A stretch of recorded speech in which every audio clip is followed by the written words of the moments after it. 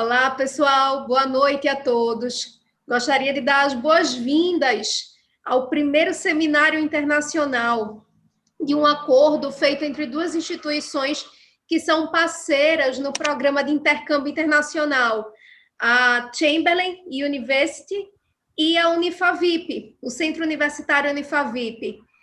Nesses 2 dias, contaremos com a presença de algumas professoras e alunos participantes do programa, né, de intercâmbio internacional com a Unifavip e a Chamberlain.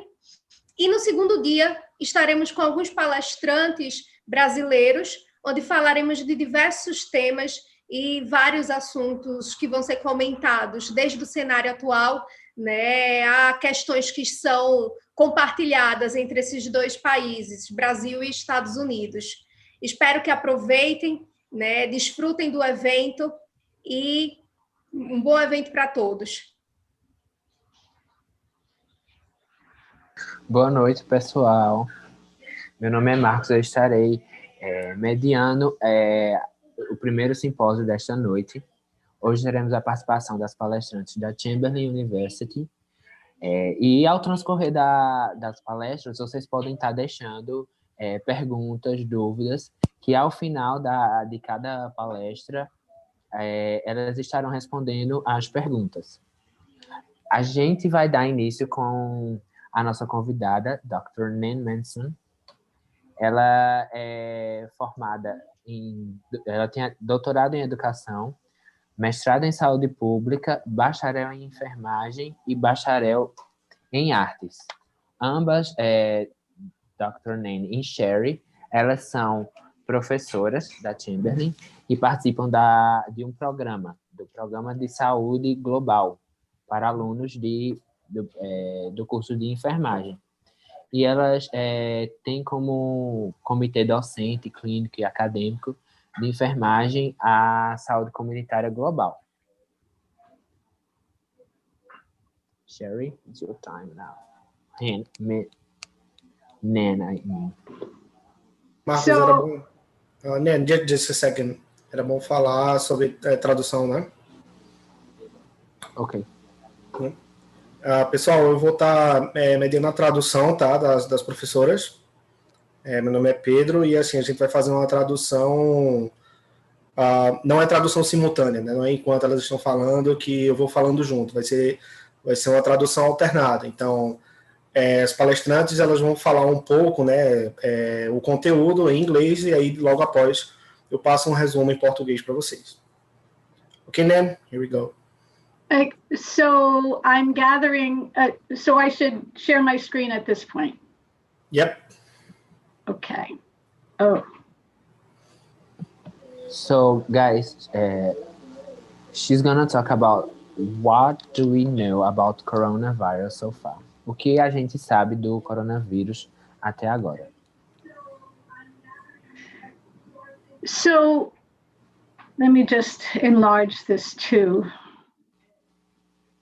You don't see my little icon to enlarge it. So what I hope to do today is to share some useful everyday information for you to use with yourself or your family. There's a lot of very complicated clinical things that are happening with COVID-19, and there's lots to talk about. However, I would really like to focus on you, everyone in the audience, talking about ways that we can stay healthy. Also want to share a little bit of interesting information about how similar we are in some ways. And so with that, I will start. And for some reason, my icon to open my screen is not here. Well, I'm going to go ahead anyway. Yeah, I'm going to translate real quick, okay? We can't see your screen. Oh, you can't. So I did share it. It's probably down below again, maybe. Okay. Let me go back to the Zoom.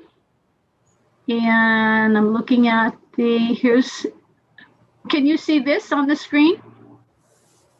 No, just you. All of, yes, Okay. All right. How about that? it's coming. There it is. Yeah, we can see you now. Okay. So what do we know so far about COVID-19? One thing that's really very interesting to me, and I do it all the time myself, is that everybody calls this the coronavirus. And it is a coronavirus, but it's not the coronavirus. SARS-CoV-2 is actually the organism that causes the disease of COVID-19. So a coronavirus caused the common cold. It caused the severe acute respiratory syndrome in 2002. And the reason that SARS-CoV-2 has been so devastating to the world, it's because it's a new coronavirus and we have no immunity to it. Bem, pessoal, a Nena, ela vou começar a falar, né, o que é que a gente sabe sobre o coronavírus, né, até o momento. E uma coisa que ela tem uma curiosidade, assim, né, uma coisa que ela fica notando é que a gente fica o tempo todo falando que esse é o coronavírus, né, nomeou ele como o coronavírus e ficou dessa maneira. Mas, na verdade, é que o coronavírus, ele é justamente um vírus que causa, né, essa síndrome respiratória severa aguda, né? E assim, já teve o caso do SARS em 2002, que foi justamente esse primeiro coronavírus, né? Assim, só que o coronavírus por si só, ele é um vírus que causa a gripe comum, né? E aí esse coronavírus que a gente descobriu agora, né, em 2019, por isso que ele é chamado de COVID-19, que é o coronavírus de 2019. Okay, so also we know that this virus has traveled all over the world. As of October 2nd, there were 215 countries and territories around the world that reported at least one case of COVID-19. 77 of those 215 countries reported less than 100 deaths, and 23 of the 215 countries reported no deaths at all. So it seems that the majority of cases are very much at the top. And we are right there in the front lines. Até 2 de outubro de 2020, né, nós temos aí os 215 países, né, e territórios ao redor do mundo que reportaram pelo menos aí um caso do Covid-19, né? E 77 desses 215 países reportaram entre 1 e 99 mortes. Então, menos de 100 mortes aí em cada país ou território desse. E 23 desses 215 países não reportaram nenhuma morte, né? Então, o que é que nós sabemos disso até agora? So, the countries with the highest number of cases and deaths is the US, India, and Brazil. Os países que a gente sabe agora que tem os maiores casos de mortes, né, é os Estados Unidos, a Índia e o Brasil. So the United States is number 1 and Brazil is number 3 in the number of cases, but number 1 and number 2 in the deaths. So this is in the whole world, and being the top 3 of something is usually a wonderful thing, but this is not a time to get a trophy, because this is something that none of us really want to happen. Então, os Estados Unidos está em primeiro lugar, né, em número de casos, o Brasil está em terceiro, mas em que, respectivamente, os Estados Unidos está em primeiro e o Brasil em segundo em número de mortes. Isso comumente sai. Se você sair em terceiro lugar em qualquer outra coisa, é uma coisa maravilhosa, né? Mas nesse caso não é bem interessante, não é legal, porque já é um prêmio aí em relação a mortes, e isso não é algo que deva ser comemorado. So why are Brazil and the US so high? According to a professor out of the King's College in London, there's abundant evidence from countries all over the world that inequity leads to worse outcomes. So in the United States, there's more than 38 million people living below the poverty level. And in Brazil, there is a full 1/4 of the country, which is about 53 million people. Então, tem um professor aí de economia política, né, do King's College de Londres, que ele falou que tem uma evidência abundante, né, que países que têm aí tem uma inequidade, né, não tem uma qualidade de vida aí distribuída bem para todo mundo, que tem os piores resultados, né? Então, mais de 38 milhões de pessoas estão abaixo da linha da pobreza nos Estados Unidos. Nos Estados Unidos e no Brasil é por volta de 53 milhões. So, in the United States, COVID cases and hospitalizations and death by ethnicity is very high. There are inequities at every level. According to the Center for Disease Control, non-Hispanic, Black, or Africans are 2.1 times more likely to die from COVID-19 in comparison to white non-Hispanic persons. American Indians or Alaska Natives are 1.4 times more likely to die, and Hispanics or Latinos are 1.1 times more likely to die than whites. So race and ethnicity are risk markers for other underlying conditions that impact health, including socioeconomic status, access to health care, and increased exposure due to occupation, our frontline essential workers and critical infrastructure workers. Crowded situations, close physical contacts, enclosed spaces, and duration of exposure obviously also play a part in terms of who gets infected. Nos Estados Unidos, né, existem inequidades em vários níveis, em níveis diferentes, né? Então, de acordo com o CDC, que é o Centro de Controle de Doenças lá dos Estados Unidos, pessoas não hispânicas, né? Então, afro-americanos, né? Eles têm aí uma chance de 2,1 vezes mais de contrair a doença ou de até morrer de Covid-19 em comparação a pessoas brancas ou não hispânicas. Os índios americanos, né, pessoas que têm essa origem de índio americano, e os nativos do Alasca, eles têm aí uma chance de 1,4 vezes mais de morrer de Covid-19, e os hispânicos e latinos têm aí uma chance 1,1 vezes mais de morrer da mesma doença. Então, raça, etnia, são riscos, né, que podem trazer aí esse impacto na saúde, né, mas não é só pela raça, né, é justamente pelo contexto socioeconômico e também ao acesso à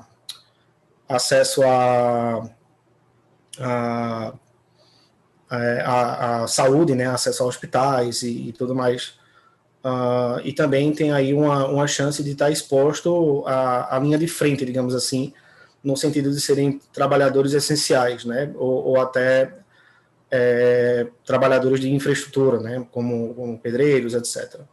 E aí, outras situações também, né, como situações em que muita gente está próxima umas das outras, com contatos físicos, contatos próximos também, e espaços mais fechados, com muita exposição, né, a esse tipo de situação, também tem uma parte muito grande, né, de se a pessoa vai ser infectada. Então, geralmente essas etnias que mostram que elas têm uma maior chance por conta de contextos socioeconômicos.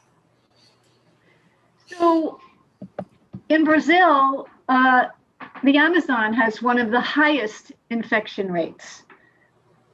For those living in the deep rainforest, the closest medical help is often days away. by boat. Some communities have shut themselves away because they're fearful of contagion. Others remain uncontacted, but their livelihoods are threatened when there is less oversight from Indigenous and environmental agencies. Jonathan Mazzaro of Survival International sees the situation here as kind of like a double whammy. Many of the field agents who would have been working to protect the reserves from invasion have pulled back and are not patrolling anymore. And the nonprofit Socioeconomic Institute has stated today, without a doubt, the main vector for the spread of COVID-19 inside the Yanomami Indigenous territory is the more than 20,000 illegal miners that go in and out of the territory without any control. E aqui no Brasil, né, a Nena, ela traz esse exemplo aí do Amazonas, em que as pessoas, né, que estão morando aí bem adentro, né, da floresta amazônica, o mais próximo que elas têm de atendimento médico, né, é alguns dias aí de distância a barco, né? E aí algumas comunidades, elas ficaram fechadas, né, para o restante do mundo, justamente com medo desse contágio, né, de ser contraído aí, com o Covid. E outras ficaram também sem contato, né, e aí, né, todo o contexto de vivência deles também ficou ameaçado, justamente por não ter esse suporte aí de algumas empresas, né, de algumas agências que dão suporte, né, aos indígenas e também ao ambiente, né, em volta. Esse rapaz aqui, o Jonathan Mazzaro of Survival International, vê que a situação ela é como um double whammy, né, como se fosse uma faca de dois gumes, digamos assim. Muitos desses agentes que estão, né, que estão em contato direto, né, estão indo a campo, né, para trabalhar, eles estariam trabalhando, né, para proteger as reservas, né, indígenas e reservas ambientais de invasores. Mas aí eles não estão nem patrulhando mais, justamente por medo, né, de estarem em contato, de estarem no social, né. Uma associação sem fins lucrativos chamada Social Environment Institute falou que hoje, sem dúvida alguma, o maior vetor, né, para espalhar o Covid-19 dentro da reserva indígena dos Yanomami mais de 20 mil mineiros, né, ilegais que entram e saem do território sem nenhum tipo de controle. So this indigenous woman says that the system masks the true number of indigenous suffering from COVID-19. They're being registered as white, and that is very disturbing to them because they're not getting the attention that they need. She says we already have lots of people in the community with symptoms, and we don't have a doctor here or a nurse to look after us. O sistema também está registrando, né, os povos indígenas aí como pessoas brancas e as pessoas que estão sofrendo de Covid-19, né, eles ficam sendo registrados aí no Sistema Nacional como pessoas brancas. E um dos indígenas aqui, ele fala, né, que a gente já teve muitas pessoas aqui na comunidade com sintomas, né, fala a residência Vanderleia dos Santos, mas que ela também diz que não temos doutores aqui, não temos enfermeiros, né, para cuidar da gente. Also, illegal loggers and miners have been emboldened by the government, set on getting rid of protected areas and developing the Amazon. The figures kind of speak for themselves because in the last 3 months of the year, deforestation rose 51%. And at the same time as adopting measures to combat COVID-19, we forget the incursion and attacks that keep happening and are never resolved, says one of the residents there. Looking out for COVID-19 makes the other issues look invisible. So we know that the US and Brazil have inequities in socioeconomic status and access to health care, especially when it comes to certain ethnic and indigenous populations. However, that does not fully explain why we are number 1 and number 2 in COVID-19 deaths. E aí alguns lenhadores e mineiros, né, ilegais, eles podem estar sendo aí dando um suporte do governo, né, justamente para ir nessas áreas protegidas em desenvolvimento do Amazonas e tentar explorar o máximo possível para poder tentar desenvolver aí ter um pouco mais de recursos, né, naturais. E aí, essa situação inteira, ela fala por si só, né? Nos primeiros 3 meses do ano, a deflorestação, ela cresceu 51% em comparação a outros anos. E, ao mesmo tempo, né, adotando essas medidas de combate ao Covid-19, nós não podemos esquecer que esses ataques, né, que continuam acontecendo, eles nunca vão ser resolvidos, né, esses ataques a essas partes deflorestadas. Fala Sônia Guarrara. E olhando por fora, né, do Covid-19, e olhando para o Covid-19, faz com que todos esses outros problemas se tornem invisíveis. Então, a gente sabe que os Estados Unidos e o Brasil, eles têm inequidades, né, não tem essa igualdade socioeconômica tão alta, né, e esse acesso também a cuidados na área da saúde, especialmente quando se fala sobre etnia, né, raça e populações indígenas. Portanto, isso não completamente faz com que a gente entenda, né, o que é que está acontecendo, por que é que os Estados Unidos e o Brasil são números 1 e 2, aí, são o primeiro e segundo lugar em mortes por Covid-19. So here's the facts here. We have the United States. This is off of worldometer.info.coronavirus, which is a very interesting site. You can look at any of the 215 countries that have cases of COVID-19 and see exactly what their population is, what the caseload, how many cases they have had, and how many deaths. I looked at 2 particular days, and any day you go in, you can get the latest statistics. So the United States has over 331 million people, and as of October 16th, we've had almost 223,000 deaths. The one thing that makes more sense to focus on is the deaths, because cases oftentimes are as good as the testing that's being done in the country. So, but deaths really tell us, and nothing is perfect, because sometimes deaths are attributed to COVID, or COVID deaths are not attributed to COVID. So we have to take everything with a grain of salt. But the way things are being calculated, the U.S. is number 1 in number of deaths. And then going down to Brazil, we look at, Brazil has a population of 212, almost 213 million people, which is about 100 million less than the United States. And they have 152,000 plus deaths as of October 16th. The thing that is very confusing is India, that has over 1 billion people in their population, have 10,000 less deaths than the US, even though it's 3 times the size, and it has about 40,000 more than Brazil, or 40,000 less than Brazil, when they're about 5 times the size of Brazil.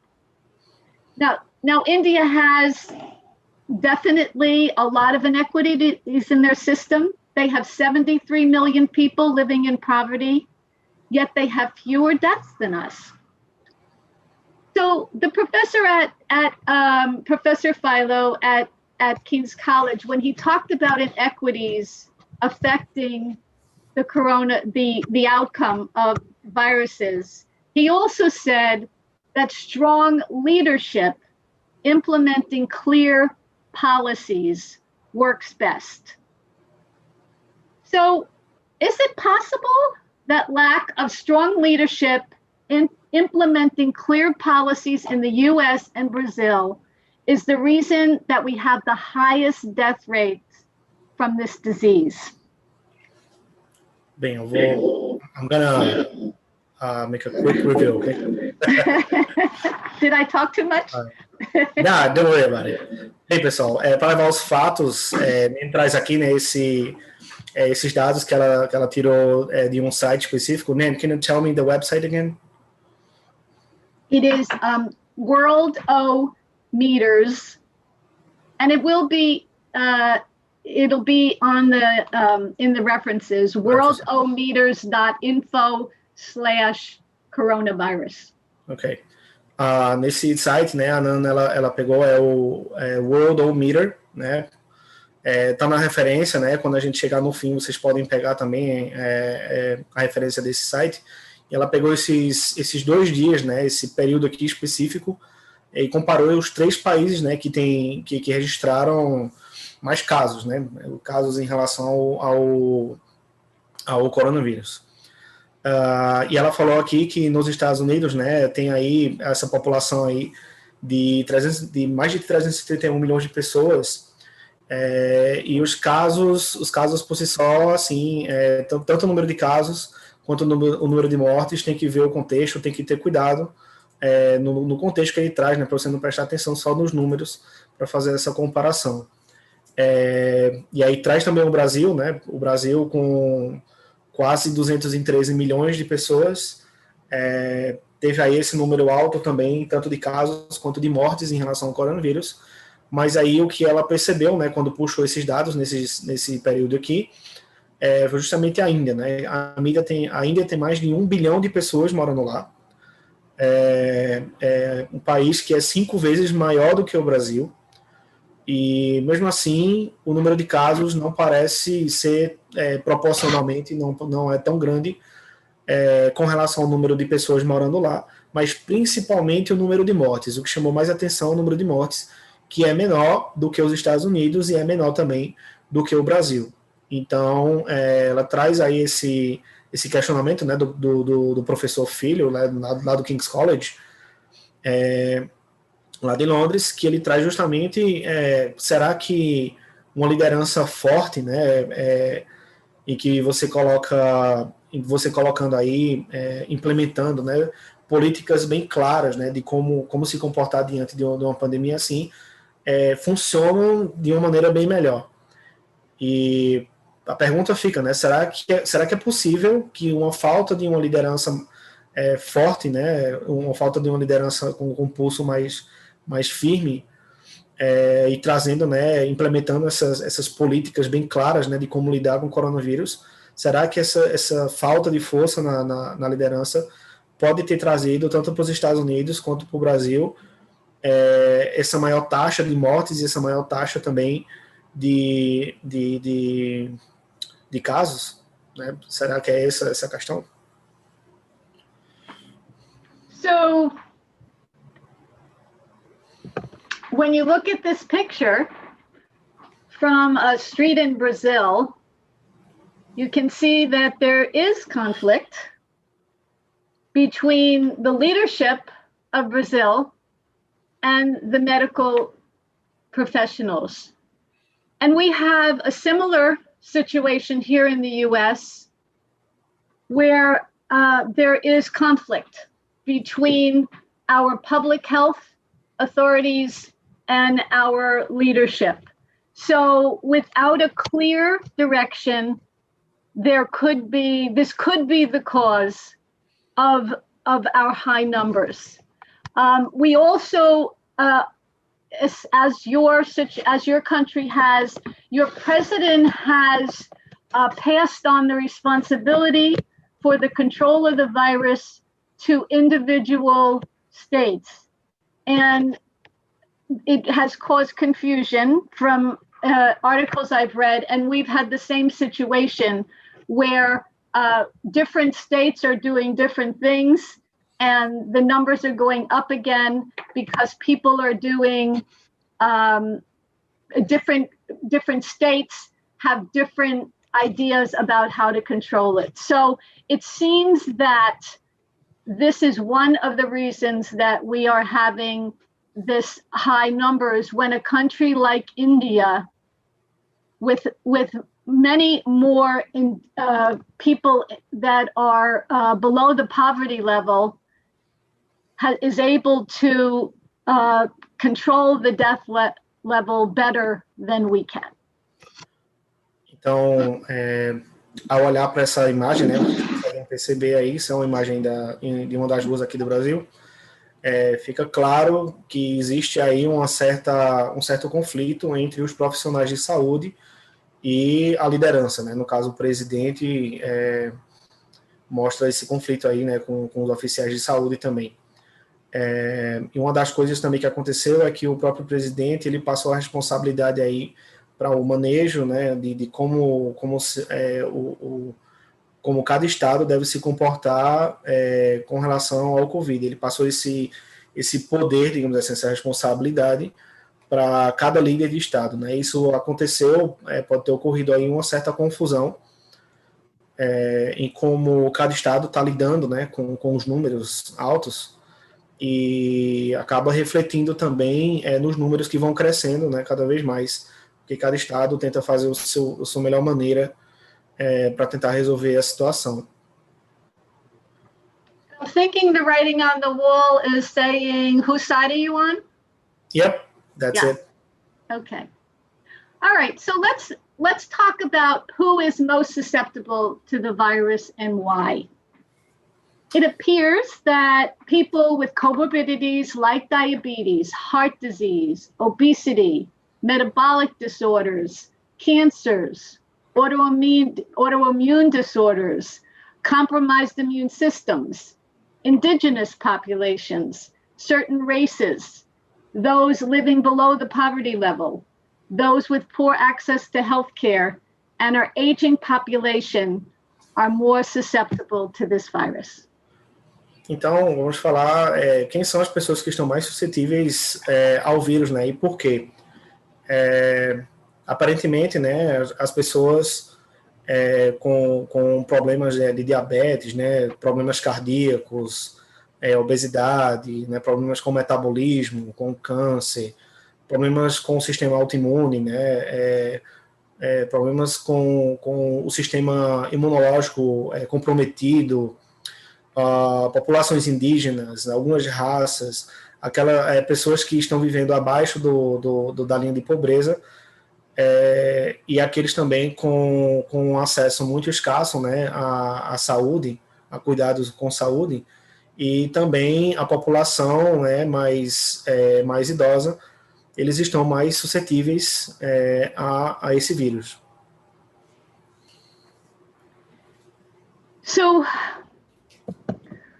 why do the symptoms vary so much? A large part of how sick people get is linked to their immune response. Some have a healthy response and may not even have symptoms, while others' immune systems go into overdrive known as cytokine storm. Cytokines are important to our body. They're part of our immune system. They are signaling proteins that regulate the immune system by drawing immune cells to the site of infection. So that's important.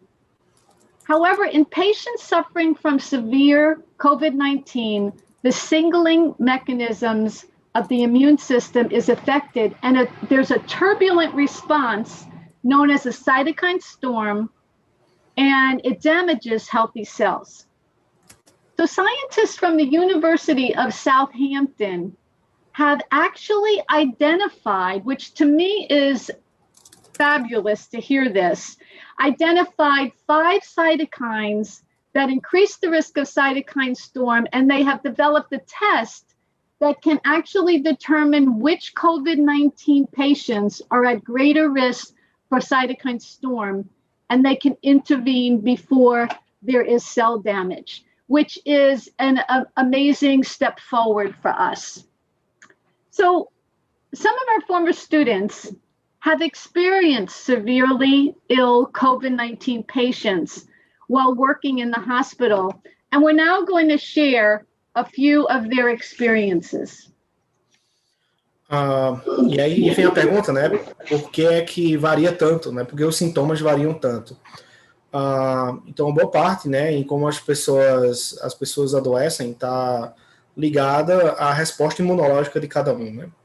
Então, algumas pessoas têm uma resposta mais saudável e talvez nem apresentem, né, nenhum tipo de sintoma, enquanto outras podem vir, o sistema pode vir a sofrer aí algo chamado de tempestade de citocina, digamos assim. Ela falou aqui esse termo, né, cytokine storm. Citocina normalmente são proteínas, né, são proteínas que dão esse sinal aí, né, para regular o sistema imunológico, chamando, né, células imunológicas para o local da infecção. Portanto, em pacientes sofrendo de COVID-19 severa, esse mecanismo de sinal, né, do sistema imunológico, ele acaba sendo afetado e tem uma resposta turbulenta chamada de tempestade de citocina, que acaba trazendo danos aí para as células mais saudáveis. Alguns cientistas aí da Universidade de Southampton identificaram também 5 citocinas, né, que podem aumentar esse risco dessa tempestade de citocinas, né? E eles desenvolveram alguns testes que podem determinar que tipo de COVID, né, esse paciente, que tipo de COVID-19 o paciente tem o maior risco, né, de sofrer aí dessa tempestade, e tentam intervir antes que as células acabam sendo danificadas, né?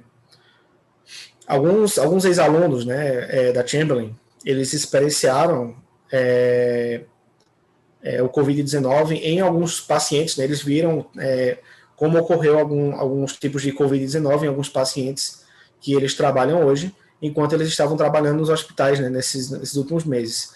E agora a gente vai ver aí, eles vão compartilhar algumas das suas experiências com a gente, tá? Então a gente vai ouvir agora alguns ex-alunos da Chamberlain falando como é que tem sido a experiência no campo de batalha, digamos assim, do COVID-19. I just call it a battlefield. Okay, so former students who took part in clinical immersions in Brazil, 2 from the Caruaru Recife trip in 2019, and 2 from the Salvador trip this past February 2020. They're now nurses, which is very exciting, full-fledged registered nurses, and they have had very differing experiences and some very similar. So Alisa Hull was with the Brazil team, and she's now currently an RN working at Children's Hospital of Pennsylvania, and she got a very rough start as a new graduate in early March of 2020, starting a residency program as a new nurse as COVID had just hit.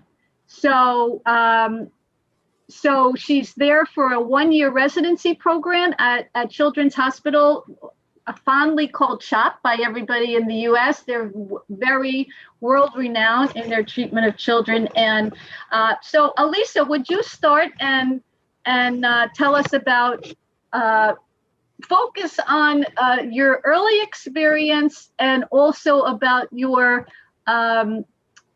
situation with supporting parents? Lisa, would you wait just a minute for me to translate? Okay. Pessoal, e a gente vai chamar, né, a gente vai trazer aqui uma das alunas, né, Alyssa Hall, que ela veio no time, né, da Chamberlain. Em 2019, ela veio aqui para o Brasil. E a Alyssa, ela agora ela tá trabalhando aí no Children's Hospital Pennsylvania, né, é um hospital direcionado mais para pediatria. E ela tem aí, ela já é uma enfermeira formada, né? Os alunos que vão falar aqui, né? Todos são ex-alunos Chamberlain, eles já passaram pelo processo de graduação, né? Eles já são profissionais aí na área de enfermagem dos Estados Unidos. No caso da Lisa, ela está trabalhando nesse hospital aí, né? Vai passar um ano, né? Ela foi contratada alguns dias antes de começar aí toda essa pandemia, né? Então, ela trabalhou alguns meses, um mês e um pouquinho, e depois a pandemia começou, né? E esse hospital, ele é reconhecido internacionalmente aí no tratamento para crianças, tá? Então, a Lisa vai falar um pouquinho de como é que está funcionando aí a batalha contra o Covid por lá. Ok, Lisa, there you go. So my experience started very hectic. I had orientation February 24th, and within the first week and a half, COVID hit the United States, and I'm a brand new nurse. I'm trying to figure out how I need to operate as a nurse. What are the rules at the hospital? And all of the rules are changing while I'm trying to learn the rules. So we went from not wearing a mask to wearing a mask every day. And at that point, we didn't know how much supplies the hospital had regarding PPE. So we had brown paper bags that we could put our personal mask into that we had to reuse every shift. And we did that for about, I want to say a month, maybe a month and a half, until the supplies was, I guess, for the hospital at a manageable level to each, it went from reusing masks that we had to each shift, we could get a new mask. And the biggest thing for me was supporting the families socially. On every unit, our kids have playrooms with toys and video games and things like that, to where the kids and the parents and the brothers and sisters, everybody could go into the playrooms and not be in their room. Those playrooms got shut down. The family rooms got shut down. Everything was shut down. Only the nurse and the nurse aides are responsible for getting the toys, helping the parents, helping the children. And it was very difficult in the beginning to get that social aspect balance. Families need a lot of things, and my job as a nurse is to not only support my family that I'm taking care of, plus the patient, but now I'm also in charge of getting the other things that they need that they can no longer do for themselves, on top of making sure I do my job and making sure that their child is healing appropriately, they're getting their medications on time and things like that. So it became a very more holistic, hands-on approach than it was before. Thank you. Okay. I'll try to wrap it up. Bem, pessoal, o que a Alissa trouxe, né, em relação à experiência dela, é que ela passou aí pela parte de orientação para finalizar o curso, né, e ser contratada pelo hospital, né, começar a trabalhar no hospital, uma semana ou 2 semanas antes do Covid explodir, né? Então, ela ainda foi aí umas 2 semanas trabalhar sem máscara, né? E aí, de repente, todo mundo tinha que usar máscara. De repente, estava todo mundo precisando estar de máscara para poder estar no hospital. Então, um dos fatores também que tinha lá, né, no hospital era a parte mais social, né, digamos assim, voltada para os pacientes, né, para as crianças. Então, eles tinham aí salas de jogos, que tinham jogos, brinquedos, né, videogames, tinha também a sala da família, que os familiares ficavam lá com o paciente, e isso também foi uma das coisas que precisou ser fechada, né? Essa parte aí do social, né, que a família ia lá para dar o suporte, e também para a criança poder desenvolver aí, e brincar e tudo mais, teve que ser fechada justamente porque não podia mais ter esse contexto social. Então, tiveram várias mudanças enquanto ela aprendia as regras do hospital, enquanto ela aprendia aí como é que funcionava todo o processo. O processo estava mudando o tempo todo, não era como era nos outros anos, né, em momentos normais, né? Então, foi um momento que para ela assim foi bem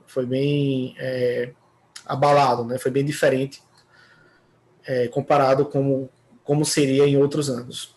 E aí as pessoas que poderiam, né, entregar esses brinquedos, né, fazer algum tipo de atividade lá com os pacientes já eram enfermeiros, né, enfermeiros-chefes que tinham esse contato com as crianças, né, para elas poderem se desenvolver dessa maneira, né, e elas poderem também curar, né. Então o principal foco era fazer com que os pacientes, né, as crianças, elas ficassem melhor aí da doença que estava cometendo elas por lá, sem mais complicações. Thank you, Lisa. And I'm going to read Mark Sanding's note. And also, I'm going to ask Joyce after I read Mark's to come in third, and then I'll read Abby's at the end. So, thank you for reaching out and making a Zoom presentation on the coronavirus to our partners in Brazil. This is Mark Sanding from Salvador 2020. I am not available on October 21st because of my work schedule. However, I can tell you my story from the standpoint of an operating room nurse.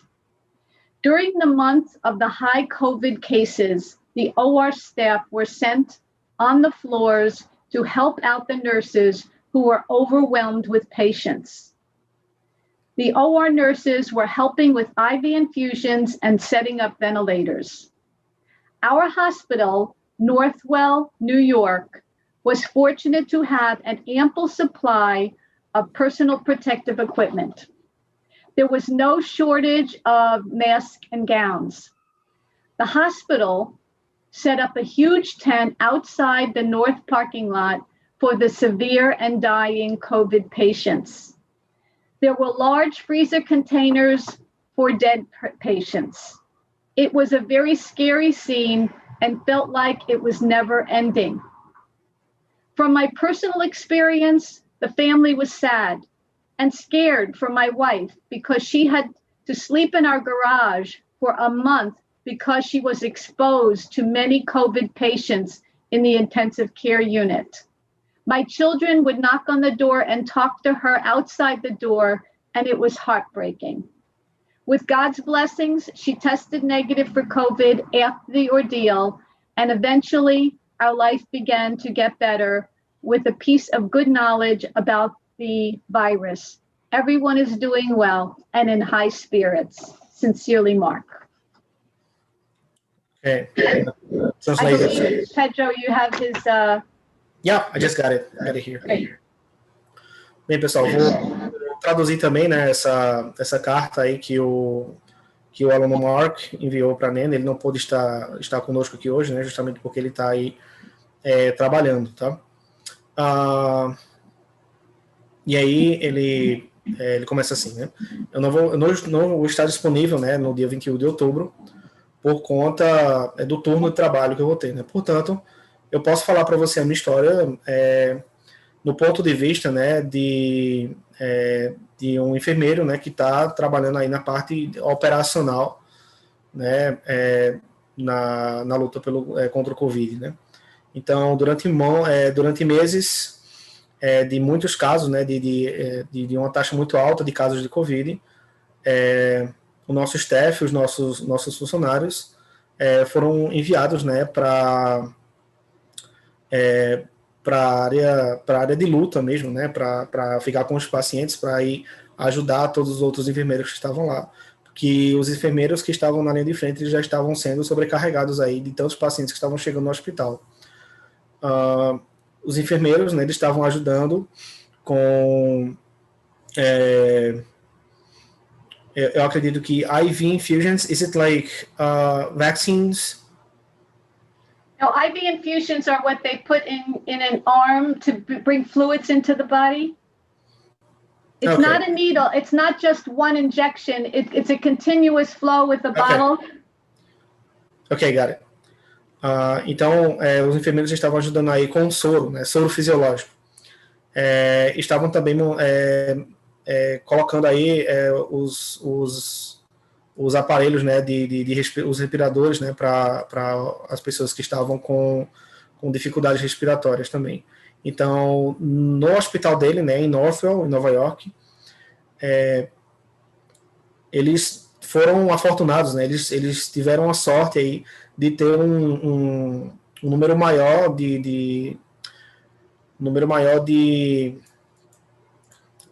só um pouquinho, pessoal. De ter um número maior de equipamentos de proteção. Eles tinham mais máscaras, tinham mais protetores aí de rosto para poder trabalhar com os pacientes. Então, eles não tiveram aí um número baixo nem de máscaras e nem de roupas, né? Roupas hospitalares aí para os pacientes. Então, o hospital ele montou aí uma tenda, né, fora, na parte de fora do hospital, né, no estacionamento, na parte norte do estacionamento, onde eles colocaram aí os pacientes com casos mais avançados de Covid, e também pessoas que já estavam aí em processo de óbito, né. Então eles tiveram que colocar também um monte de containers, né, de freezers, né, com freezers, para colocar os corpos dos pacientes, né, que estavam lá. Então era com uma frequência muito grande, eles tinham que ter esses containers aí com freezer para poder colocá-los lá dentro. E aí foi uma cena muito assustadora e parecia que nunca ia acabar. De experiência pessoal do Mark, a família dele estava bem triste, estava assustada também, por conta da esposa dele, porque ela teve que passar um tempo aí dormindo na garagem, né, por um mês, porque ela estava sendo exposta, né, por pacientes que estavam com Covid por muito tempo. E ela trabalhava também na UTI, né, do hospital. Aí ela precisou ficar alguns meses, ficar um mês dormindo na garagem para não ter contato com as pessoas da casa.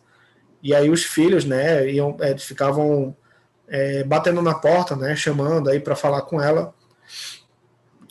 E foi assim, uma cena que foi muito devastadora para ele, né.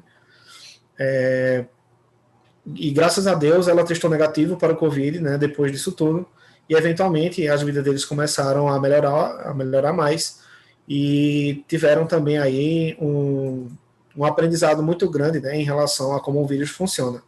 Então tudo tudo tá certo por enquanto e estamos com o espírito bem levantado. Thank you. So Joyce Rojas was on the Salvador trip, and she is a brand new registered nurse as of last week. She just took her NCLEX last week. And so when she was working during the coronavirus, she was working as a tech in the hospital, which is a support group for the nurses in intensive care.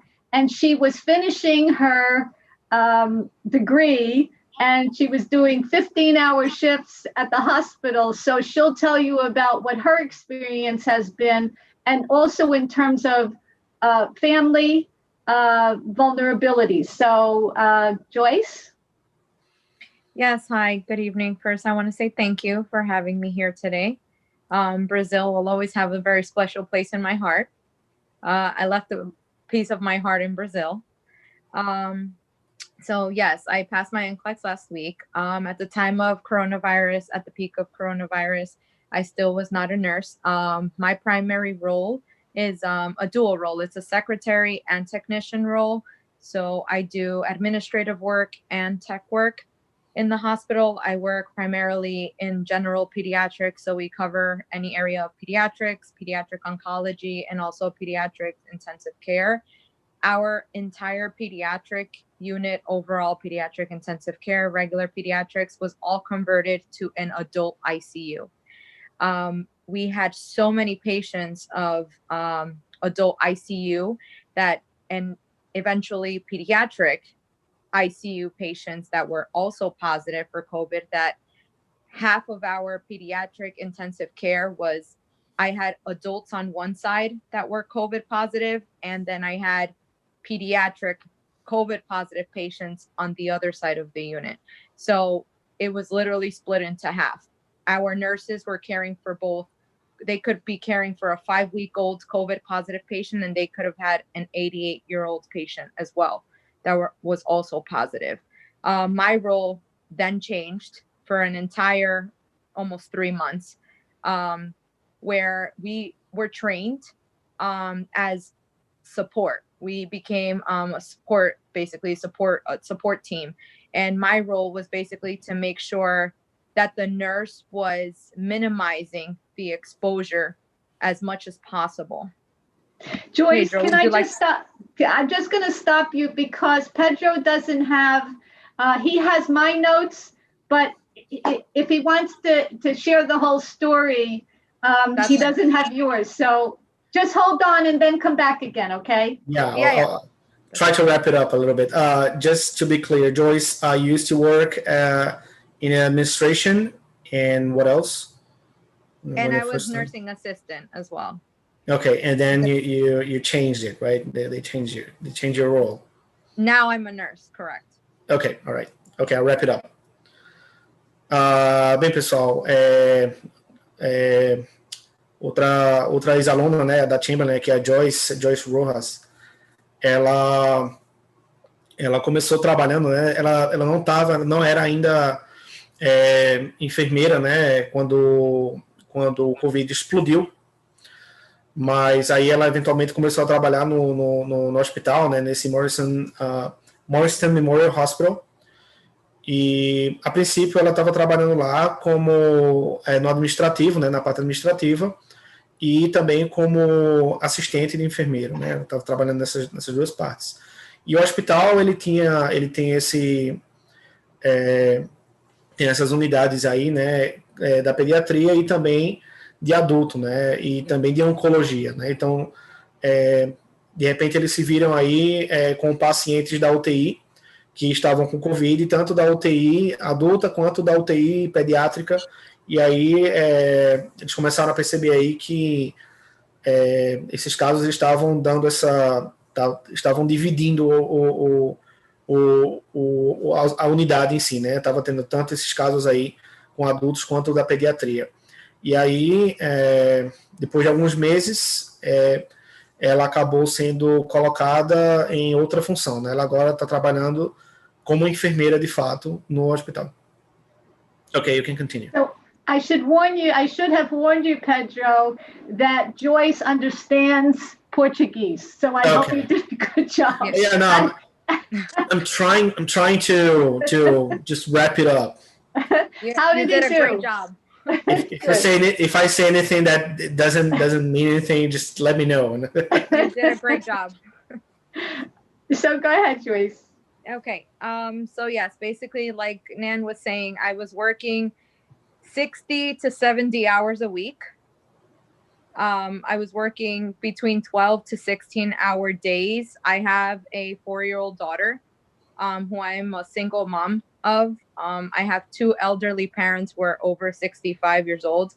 So you can imagine how concerned I was going and working in COVID and then having to come home and, care for them. I was very concerned about their health. My dad has a lot of issues. He's a diabetic. He has hypertension and he has other medical issues that I was concerned about that pretty much put him at a higher risk of getting COVID. Also, I wasn't getting much sleep. And also between going to school and managing work, it put a lot of stress on me. And also just simply dealing with the families, because they were adult patients, their families weren't able to see them. We would allow for them they would send pictures and we would put them in the patient rooms. A lot of these patients were, sedated. They were asleep, but we would put up their family pictures. They would write them letters and we would put them around the room simply just for support. They were not allowed to visit them. So the way some of the patients would communicate or not even communicate, but the families would just simply talk to their families was through Zoom. We used Zoom and we used actually iPads. So every patient had an iPad in their room, and we would connect the family with the patient in the room.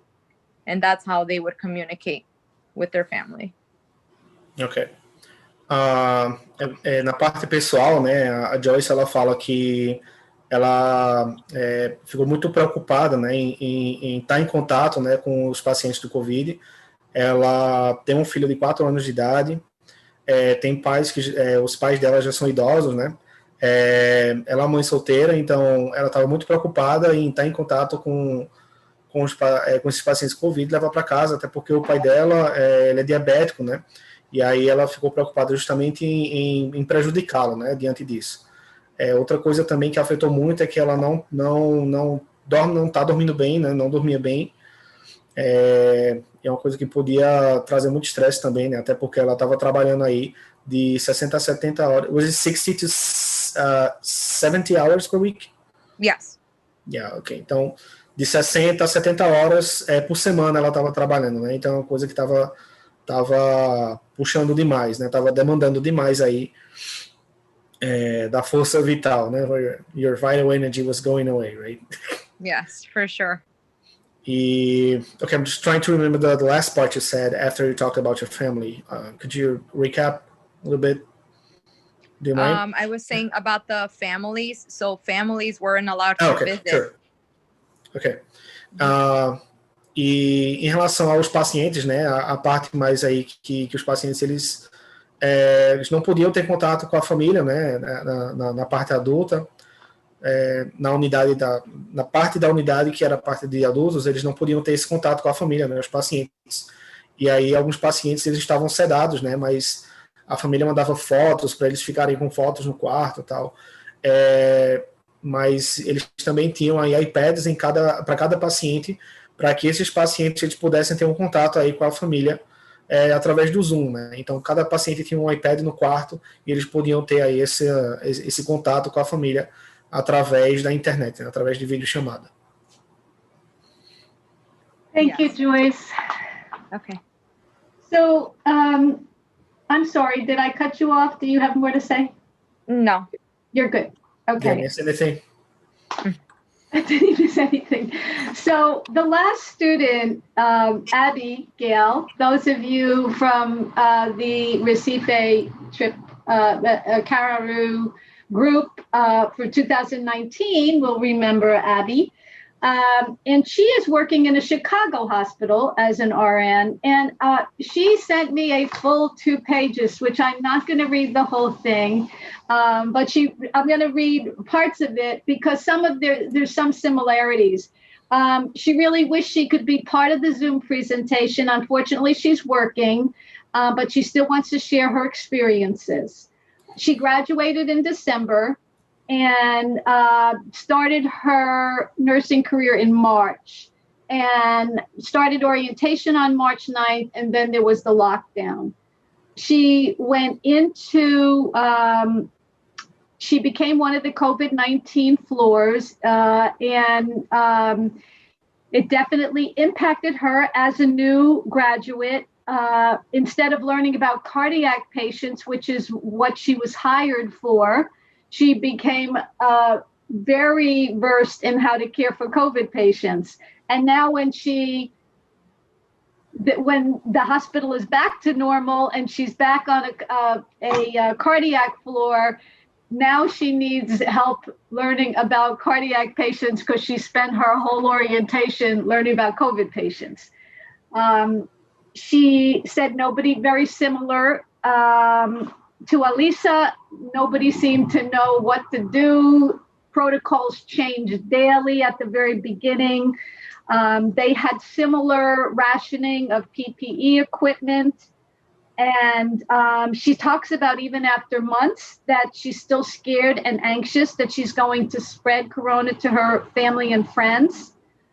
During the first couple of months, she would quarantine herself in her room after taking care of COVID patients.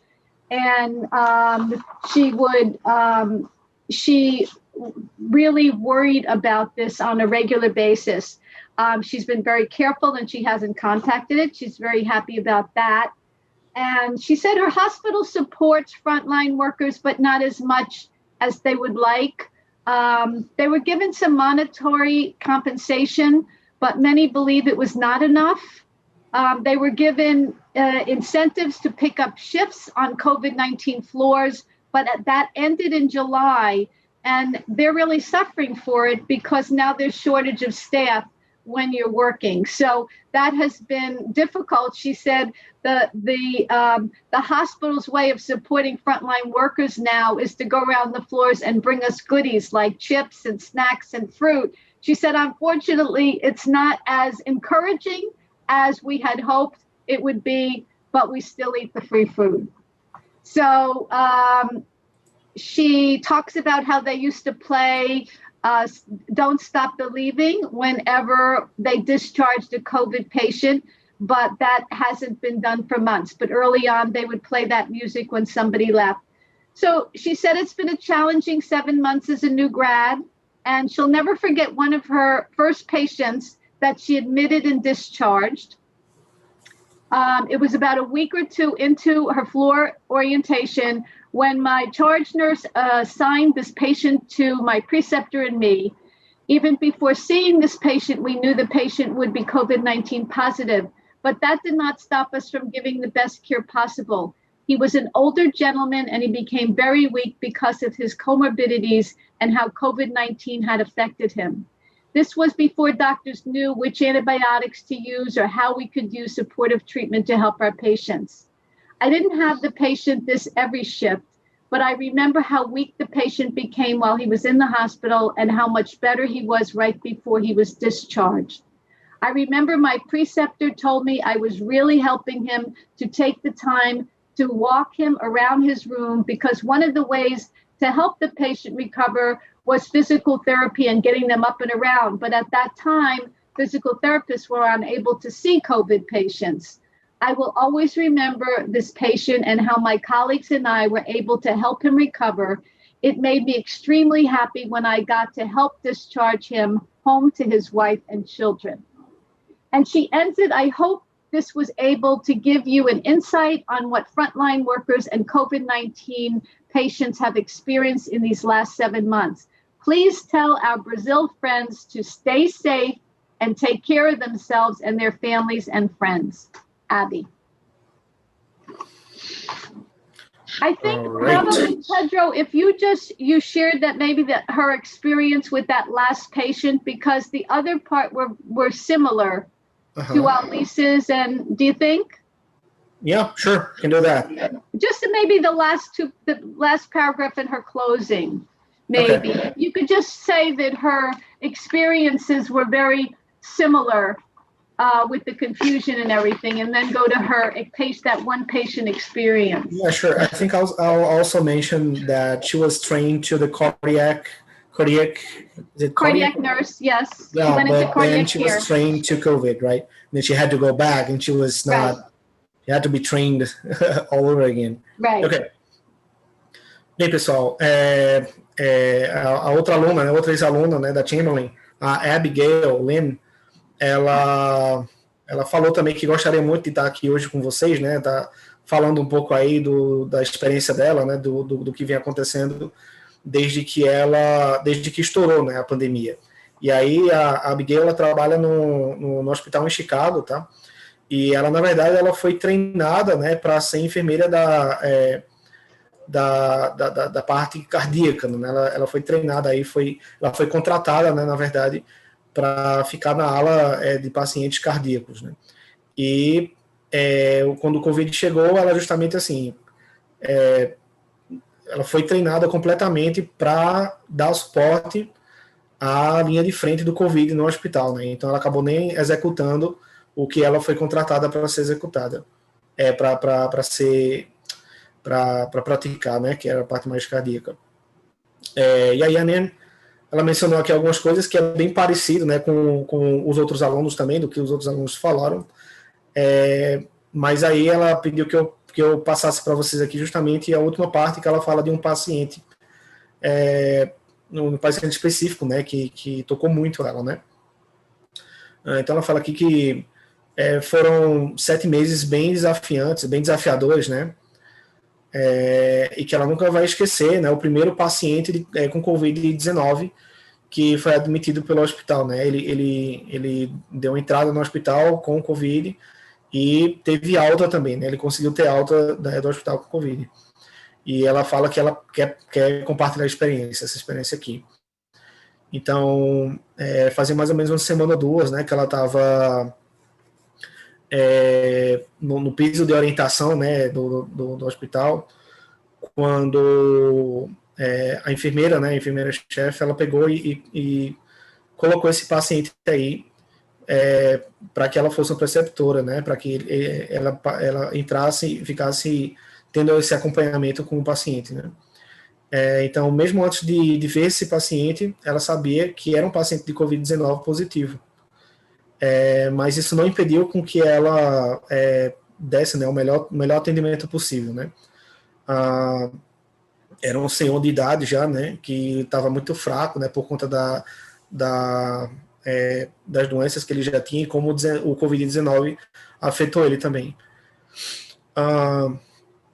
Então, foi antes que os doutores, né, soubessem quais antibióticos, né, usar ou como o tratamento de suporte, né, poderia vir aí para ajudar o paciente, né. Ela não, né, nos horários que ela trabalhava, né, ela nem sempre ficava com ele, não era todas as vezes que no horário que ela trabalhava que ela estava com ele, né, mas ela lembra, né, o quão fraco ele foi ficando, né, enquanto ele estava no hospital, e quão melhor ele ficou, né, ele foi melhorando aí um pouco antes, né, dele ter alta, né. Então ela lembra que a preceptora dela, né, falou que ela realmente estava ajudando ele muito, né, tomando tempo aí, conversando com o paciente, indo, né, no quarto dele para conversar com ele, dar esse suporte aí, porque uma das maneiras que você pode ajudar o paciente a se recuperar do Covid é justamente fisioterapia, né. Mas naquele tempo os fisioterapeutas eles não estavam podendo, né, ver os pacientes com Covid-19, eles estavam impedidos de ver, de acompanhar pacientes com Covid-19. Então ela vai sempre se lembrar desse paciente e como os colegas, né, foram capazes de ajudar ele a se recuperar. Então ela sempre estava tentando fazer com que ele caminhasse, com que ele andasse, ele se movimentasse também. Ela se sentiu extremamente feliz quando ela conseguiu ajudar ele a ter alta, né, ir para casa, para a esposa dele e para os filhos dele. Ela fala aqui no final que espera que possa ter passado, né, e dado um insight aí para nós aqui do Brasil, né, o que é que os trabalhadores da linha de frente, né, e o Covid-19, os pacientes Covid-19 têm experienciado aí nos últimos 7 meses. Por favor, diga para os nossos amigos no Brasil para ficarem seguros e tomarem conta, né, um dos outros e das famílias e dos amigos. Thank you, Pedro. So, and thank you to the students who have shared. I'm not planning to address the various treatments that have been used and those that have evolved over time, but I will respond if anybody has particular questions about treatments in the US after the lecture. If you have them, I'd be happy to answer what I know. While interviewing the students, and you've heard them talk about it, we know that there was a huge amount of confusion at first. So I do want to just share these resources with you. I don't know where you are in terms of your clinical settings, but there's 2 very good resources from the World Health Organization called Clinical Management of COVID-19, and from the Center for Disease Control, there's a comprehensive hospital preparedness checklist for coronavirus disease. And these, if you're still struggling with treatment confusion, I think these will be good resources for you. And you just have to go to the World Health Organization and type in the clinical management. You can download the whole protocol for it. And the Center for Disease Control has pages and pages of checklists to make sure that you address everything that needs to be addressed during the COVID-19 pandemic. So I will move on now to looking at what we need to do. So how do we protect? Oh, sorry, I forgot. I'll go back to here.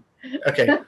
Bem, pessoal, a Nena, ela não planeja, né, falar pra gente quais são os vários tipos de tratamento, né, que eles vêm usando aí,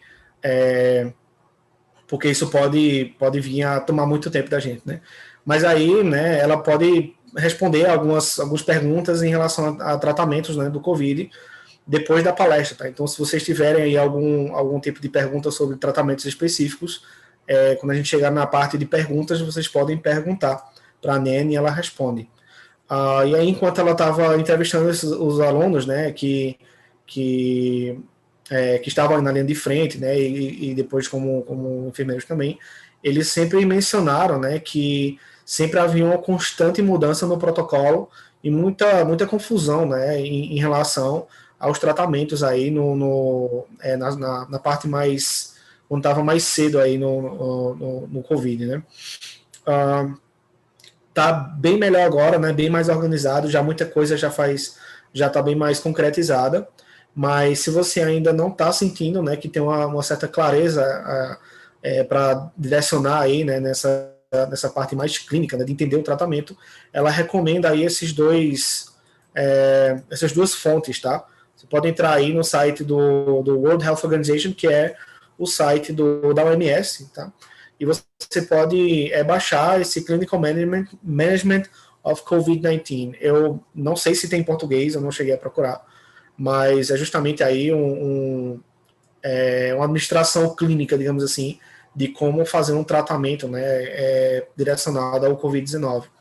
E você também pode entrar também no site do CDC, que é o Centro de Controle de Doenças dos Estados Unidos, e tem um checklist lá, né, que é uma lista, né, de como se preparar aí, como ter essa preparação com relação ao tratamento do Covid e a como se comportar, né, diante de um paciente com o Covid. Então, qualquer coisa, se vocês tiverem mais alguma dúvida, é só perguntar para a Nena aí na parte de perguntas. Okay, so what do we need to know about COVID-19 to protect ourselves and our families? Well, the first, sorry, go ahead.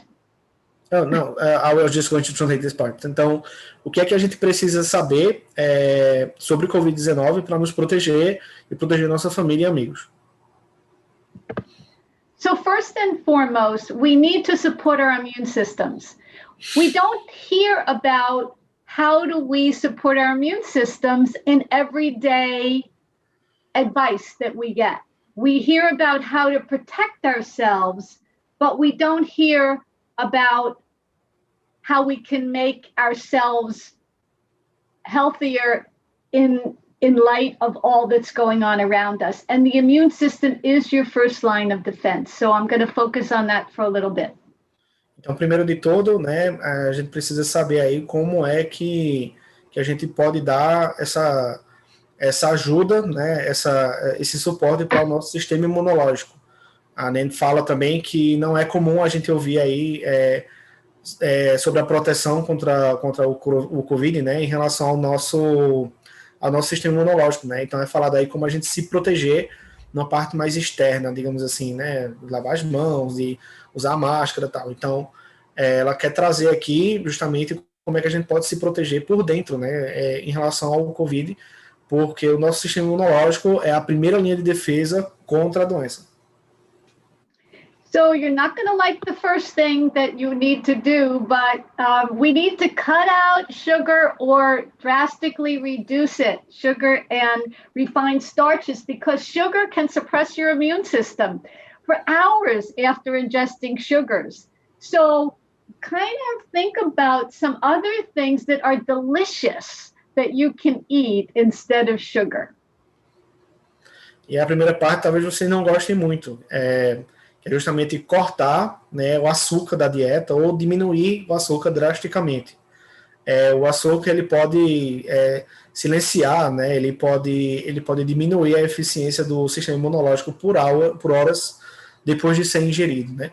Então, o que é que você pode pensar aí em outras coisas deliciosas que você pode comer que não tem essa carga tão grande de açúcar?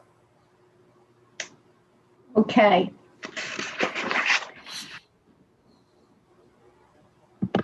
We also need to get adequate protein.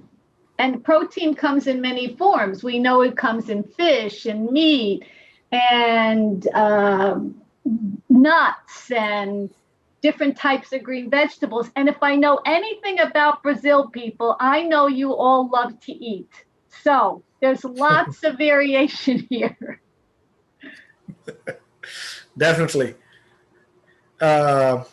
Outra coisa também que a gente precisa ver, né, é que tipo de proteína que a gente está ingerindo, né? Então, existem vários tipos de alimento aí que tem essa fonte de proteína, né? Então, a gente tem carne, peixe, frango, alguns tipos de vegetais, né? E ela fala também que tem uma coisa que ela sabe, né, que nós brasileiros gostamos de comer, né? A gente gosta de comer, então é só a gente ver aí que tipo de proteína, né, que a gente vai ficar ingerindo. Okay. Well, oops, I skipped one, I think. Okay. Add garlic, onions, ginger, and spices like turmeric, oregano, and rosemary to your meals. Garlic and onions offer wide-spectrum antimicrobial properties. They're very good for us, and they're very delicious. Colocar aí, né, na nossa dieta alho, cebola, alguns tipos de tempero, né, como turmeric, que eu não sei se a gente tem aqui no Brasil, eu nunca vi esse spice antes, não sei se alguns de vocês já ouviram falar, orégano e também romã, né, na nossa dieta, né. Então, esses alimentos aqui, eles têm um espectro muito grande aí de propriedades antimicrobiais, tá? Então, é uma alimentação que pode ajudar muito para o nosso sistema imunológico. Oops. Add lots of colorful fruits and vegetables. Aim for 8 or more servings of vegetables a day and about 2 of fruit. Colorful fruits and vegetables are high in vitamin C and A and phytonutrients that support the immune system. Good vegetables like Brussels sprouts and broccoli and cauliflower, sweet potatoes, squash, and leafy greens. They're really very delicious, so they also support your immune system. They really are. Também a Nene recomenda que você coma aí muitos tipos de frutas e vegetais coloridos, tá? Então, vê se você consegue comer aí pelo menos 8 ou mais, né, tipos, né, de vegetais por dia, né? E pelo menos 2 tipos de fruta, né? Então, frutas bem coloridas, né, e vegetais, eles contêm uma alta taxa aí de vitamina C e A, e tem fitonutrientes aí que podem dar esse suporte aí ao seu sistema imunológico. Escolha alguns vegetais também, como couve de Bruxelas, couve-flor, brócolis, batata doce, né, e folhas, tá? Folhas verdes, né, elas podem te dar aí esse suporte para o teu sistema imunológico. Okay. Also eat fermented foods like sauerkraut, kimchi. I don't know whether you have these kind of things in Brazil. Tempeh, unsweetened yogurt, and kefir support the microbiome, which is our gut, and it supports immunity. Ela fala também, né, que coma comidas fermentadas, né? Tem algumas coisas aqui que ela não sabe se a gente tem aqui no Brasil. Tem algumas coisas que eu particularmente não vi. Sauerkraut, eu já ouvi falar, mas eu não vi aqui no Brasil, pelo menos. Kimchi também. Não sei se vocês já ouviram falar também. Natto, miso, tempeh. Esse tempeh eu acho que eu vi em alguns lugares, né, por aqui em Caruaru. E também, né, iogurte natural, né, e kefir, que eu nunca vi kefir por aqui. que eles podem dar aí esse suporte também para o teu microbioma, né, que é justamente na parte aqui do intestino, e também ajudar aí no sistema imunológico. Drink plenty of fluids, and warm fluids especially, teas and soup. You can make homemade vegetable soup, and drink tea throughout the day. The warm liquid is very supportive. There's a lot of antioxidants in green teas and things like that. Certainly filtered water is important, and avoiding concentrated fruit juices and sweetened vegetables, because that brings us back to the high sugar content, and it's harmful to our immune system. I'm not saying don't drink anything with sugar in it, but just think about how much sugar you intake a day, and see if that's feeling like you're supporting your immune system or not. A Nena, ela também recomenda que você beba muitos fluidos, né? Você tenha essa constante injeção de fluidos aí, né? Na sua dieta diária, né? Então, chá, né? Tente tomar chá, tomar sopas. Em relação às sopas, tente fazer sopas em casa, naturais, com ingredientes naturais. Tomar água filtrada, principalmente, né? É uma coisa muito importante. Tente evitar aí sucos concentrados de fruta, tá? Tem alguns sucos aí que eles são bem concentrados, bem doces, e a gente acaba tomando eles e aí acaba voltando lá para o problema do açúcar, né? Então, justamente o que ela falou antes, né? O açúcar, ele tem essa característica aí de diminuir a eficiência do nosso sistema imunológico. Então, tenta pensar o quanto de açúcar que você ingere por dia, e pensa justamente no que isso pode acontecer com o teu sistema imunológico, né? Tenta cortar mais isso aí. Okay, getting adequate sleep. I'm not going to say a lot about this, but it does restore and it heals. It's essential for optimal health. And usually 7 to 8 hours a day is a good ballpark figure to use in terms of getting adequate sleep. Ela recomenda também, né, que você durma bem, né, durma adequadamente. Ela não vai falar muito sobre isso, mas que dormir, ela justamente restaura aí a tua saúde e é essencial aí para o funcionamento do sistema imunológico. É ideal que você durma de 7 a 8 horas por dia.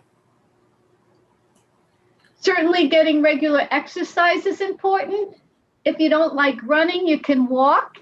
And another thing I know about Brazilians is they love to dance, and that's exercise. So you could do some dancing and help your immune system at the same time.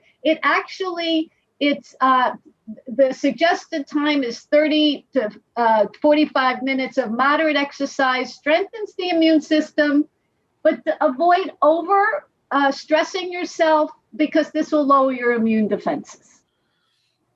Outra coisa que a Nen também recomenda é que nós tenhamos exercícios regulares, né? Que a gente faça exercícios regularmente, por volta aí de 30 a 45 minutos de exercício moderado, né? Porque coloca o corpo em movimento e aí pode aumentar aí, a eficiência do sistema imunológico, tá? Ela fala também que é importante você não exagerar, porque se você exagera, você acaba estressando o corpo, né? Acaba cansando o corpo demais, e se você exagerar muito e cansar o corpo demais, você acaba diminuindo a eficiência do sistema imunológico. E ela sabe que nós brasileiros, nós gostamos muito de dançar, então se você não gosta de correr, tenta dar uma andada, e se você não gosta nem de andar nem de correr, dance, né? Dê uma dançada aí que você vai praticar exercício. Also, reduce your stress. Find out what activities reduce stress for you. It's different for everybody, but increased levels of stress actually make us more susceptible to viral infections. So if you like to do yoga or meditation, or to some people, running is a stress reducer, calling friends, things like that. So find out what reduces your stress and get into a regular practice of doing that. Outra coisa também é reduzir o estresse, né? Funciona diferente para cada pessoa, mas tente encontrar aí algumas atividades que possam vir a reduzir o estresse na sua vida, né? Seja ligar para algum amigo, seja relaxar, meditar, qualquer coisa que faça com que os seus níveis de estresse baixem, né? Porque altos níveis de estresse podem aumentar aí a sua susceptibilidade para infecções virais, né? Incluindo o COVID. Also, supplementation is important in supporting the immune system. Generally, it's good to have a high-quality, broad-spectrum, bioavailable multivitamin. And what I mean by broad spectrum, of course, is that it contains a lot of the vitamins and nutrients, and bioavailable means that it actually gets absorbed in your system. There are some vitamins that have hard coating on them, and they actually go through your system and are excreted in your stool, and they never do anything for your body. So a good question to ask when you buy in is it bioavailable? Which means, again, your body takes it in. Vitamin D, if you've been listening to the news, is extremely important in prevention and for those who have COVID-19 or exposed. Actually, studies have been done that show that many of the sickest people with COVID-19 had low vitamin D levels.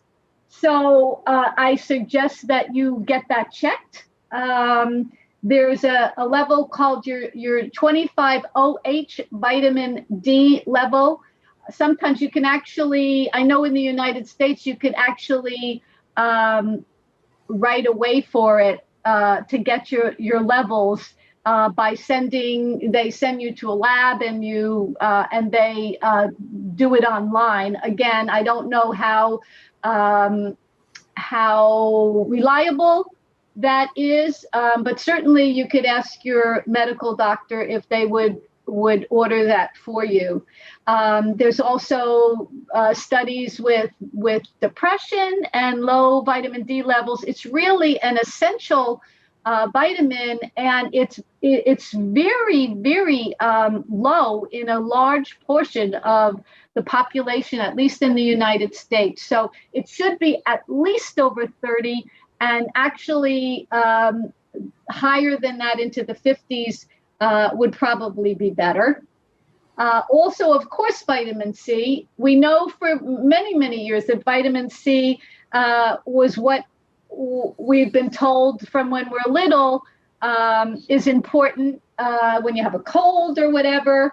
And many of the COVID-19 protocols are calling for huge, massive doses of vitamin C IV to counteract the virus. So buffered vitamin C is very effective in supporting the immune system. Zinc is another one. Zinc citrate is also a very powerful immune nutrient. And probiotics help to support a healthy gut, which is integral to the immune system. And this is kind of new in the last 5 or 10 years, that people are finding how important the gut is to our immune system. So probiotics are bacteria, the natural healthy bacteria that lives in our system, and very necessary for good digestion. Ok. Falar também, né, que suplementação é muito importante para o seu sistema imunológico, né? Então, tomar vitaminas e minerais, né, ter essa ingestão aí de vitaminas e minerais pode ajudar muito, né, para melhorar o sistema imunológico. E aí ela fala, né, você pode começar aí com uma suplementação de alta qualidade, né, e com multivitaminas e minerais também. Ela fala que tem algumas vitaminas, né, que a gente compra na farmácia e tal, e a gente vai ingerindo, e que dependendo de como ela tem essa biovalidade dela, pode ser que o seu sistema não absorva, né? Então pode ser que você tome uma vitamina e ela acaba deixando o seu corpo sem fazer efeito nenhum. Então é bom você, quando for comprar, você saber se a vitamina ela tem esse alto poder de absorção do seu corpo. Ela fala também, né, que a vitamina D ela está mostrando que é muito eficaz, né, para dar o suporte aí, inclusive até para o tratamento, né, do Covid, e foi visto, né, que em pacientes que estão muito adoecidos por conta do Covid, né, depois de fazerem testes no sangue, viram que os níveis de vitamina D estavam muito baixos, né, eles estavam com uma deficiência, né, nessa vitamina. Então, ela fala, né, que tem um sistema lá nos Estados Unidos que você pode fazer um teste de sangue, né? Você fazer um exame de sangue e tem um número, né, de vitamina D que é mostrado que ele tem que ter aí pelo menos 30, né, ser acima de 30 nanogramas, eu acredito, né? NG deve ser nanogramas, entre 30 e 50 nanogramas, mas que nesses pacientes, né, que estão aí com esse tipo de Covid mais avançado, né, mais adoecidos, eles estão com um nível mais baixo. Então, ser suplementados aí por vitamina D é muito importante. A vitamina C também é algo que vem mostrando, dá um suporte muito grande aí para o sistema imunológico, e também se trata de zinco, né, é uma coisa também que traz muitos benefícios aí para fazer com que o seu sistema imunológico fique mais forte. Ela falou também sobre os probióticos, né, que eles vêm ajudando aí a nossa região aqui, né, do intestino e tal, que vem sendo feitos estudos, né, nos últimos 10 anos, mais ou menos, em que percebe-se cada vez mais que a força do nosso sistema imunológico possa ser proveniente do que a gente tem no nosso intestino, né, nessa área que traz aí a nossa digestão. Então, probióticos é muito importante aí também para você dar esse suporte aí para o seu sistema imunológico. Okay, so as I said before, a healthy immune system is the first line of defense against COVID-19. And we're going to be better able to deal with the virus if we're exposed when we're taking care of our immune system. However, even without symptoms, it doesn't mean that we can't infect others if we have the virus in our system.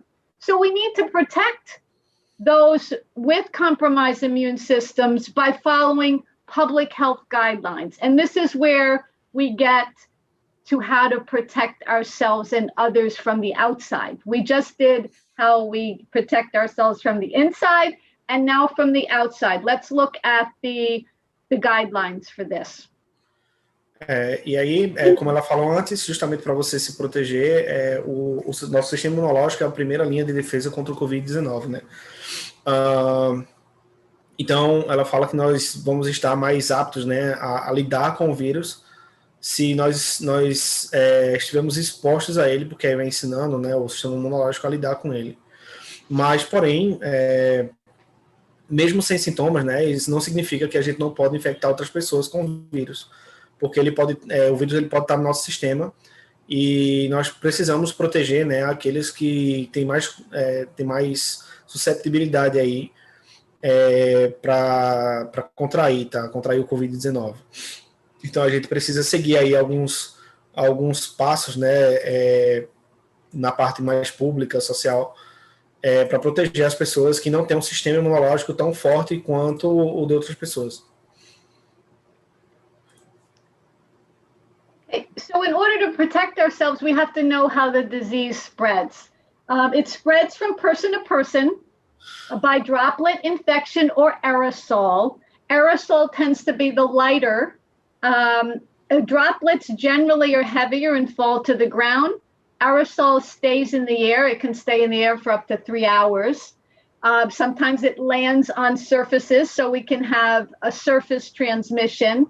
And also, the third route is the fecal-oral route. However, there has not been enough studies to show they find the virus in the stools of people who have COVID-19, but they have not seen any direct transfer from the stool of COVID-19 patients. Certainly, as healthcare workers, you want to keep that in mind if you're dealing with any body fluids from a patient with COVID, but it has not been proven. Community spread is another way, and it's when you get the virus, but you don't even know who you've been exposed to. And then the idea of pets and COVID-19, when this first came out, there was a lot of discussion about whether it was transferred from an animal or not. There hasn't been enough evidence to support that. So at this point, they're saying that they don't see that connection at all, that it had to happen another way. So that is the way the disease spreads. Então essas são as maneiras, né, que a doença ela pode ser espalhada, né, ela pode ser levada aí para outras pessoas, né. Então de pessoa para pessoa, né, tem as gotas ou até aerosol, né, ela chama de aerosol justamente em relação a partículas menores, né, de saliva. Então a transmissão ela é feita através do ar, pode ser também ser feita através de superfícies, né, porque essas gotas aí elas podem cair em algumas superfícies, né, e ela fala, né, sobre a preocupação. Just one thing, just to be clear, there's no evidence that the COVID might be transmitted by stool, right, from COVID-19 patients. There is no conclusive evidence. It's in the stool of COVID-19 patients, but there's no conclusive evidence whether it's actually spread through that. By handling it. Okay. But you should be aware of it as a healthcare worker. Ok. E a gente fala, né, que justamente para as pessoas que trabalham, né, com saúde, né, que estão no sistema de saúde, que não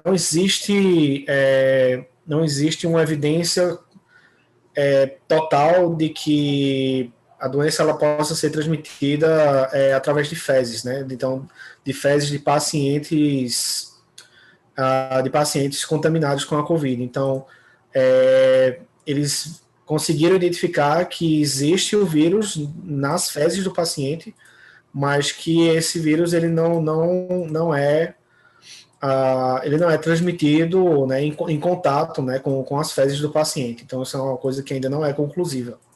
Aí ela fala que é bom os profissionais de saúde estarem cientes disso. Sobre espalhar a doença, né, através da comunidade, quando não tem ninguém com Covid, né, na comunidade, não tem como espalhar aí para o restante das outras pessoas. E em relação a animais, né, animais de estimação, não existe também evidências concretas, né, que animais, no sentido assim de animais de estimação, que eles têm um papel, né, de transmitir a doença para as pessoas. Ainda não é conclusivo, ainda não tem evidência bastante para concluir que os animais eles possam transmitir isso para as pessoas. Então, mesmo com a possibilidade da origem ter vindo de um animal, né, isso ainda está sendo estudado, ainda está para ser concluído se isso é um fato ou não, né, se pode ser transmitido de animal para pessoa ou não, mas por enquanto não tem evidência nisso. Okay, and a group of scientists from, actually engineers from Princeton University, Howard Stone and his group, did a study where using high-speed imaging showed that when we open our mouths to produce speech sounds, a film of saliva spreads across our lips. And this is in quotes, as the lips part, the liquid film then breaks into filaments, and the outward flow from the lungs stretches and thins the filaments until they eventually rupture and disperse into the air as minuscule droplets, all within a second. So you never thought about this when you're talking, but this is what's happening. And so why is that important? Well, since we can't see what's happening, it's actually hard to believe it is happening. So by this group of scientists, we're able to demonstrate this in a visual way. It helps us to realize that we are, as we're talking, spreading whatever is in our system to others. A gente traz aí que tiveram alguns engenheiros, né? O Howard Stone, por exemplo, né, o professor de mecânica e engenharia aeroespacial, né, da Universidade de Princeton. E aí ele e o seu grupo, né, de pesquisa, eles utilizaram aí imagens, né, de alta velocidade, justamente para ver o que acontece, né, quando a gente fala, como é que funciona, né, a transmissão através da fala, né, por que é que quando a gente fala, a outra pessoa pode contrair o Covid. Então ele mostra justamente que quando a gente abre a nossa boca, né, para produzir fala, né, fala de palavras, né, vocabulário e tudo mais, tem uma pequena porção aí de saliva, né, cobrindo os nossos lábios, né, e aí quando a gente abre a boca para falar, né, esse líquido, né, o líquido da saliva, ele acaba se quebrando, né, e quando a gente fala, né, produz o som que vem, solta o ar que vem do pulmão, justamente esse ar, ele joga esse filamento, essa pequena camada, né, de saliva acaba sendo expelida no ar, né, e aí eventualmente esse filamento ele rompe e é lançado diretamente, né, para outra pessoa que você está conversando. E isso é tudo em fração de segundos, né? Então, por que essa informação é importante? Já que a gente não pode ver, né, nada disso acontecendo, né, é mais difícil da gente acreditar que a gente está passando, né, germes e vírus ao falar com outra pessoa, né? Mas esse grupo de cientistas, eles foram capazes aí de demonstrar que tem uma maneira visual, né, da gente identificar como é que a gente pode transmitir aí o vírus através da fala.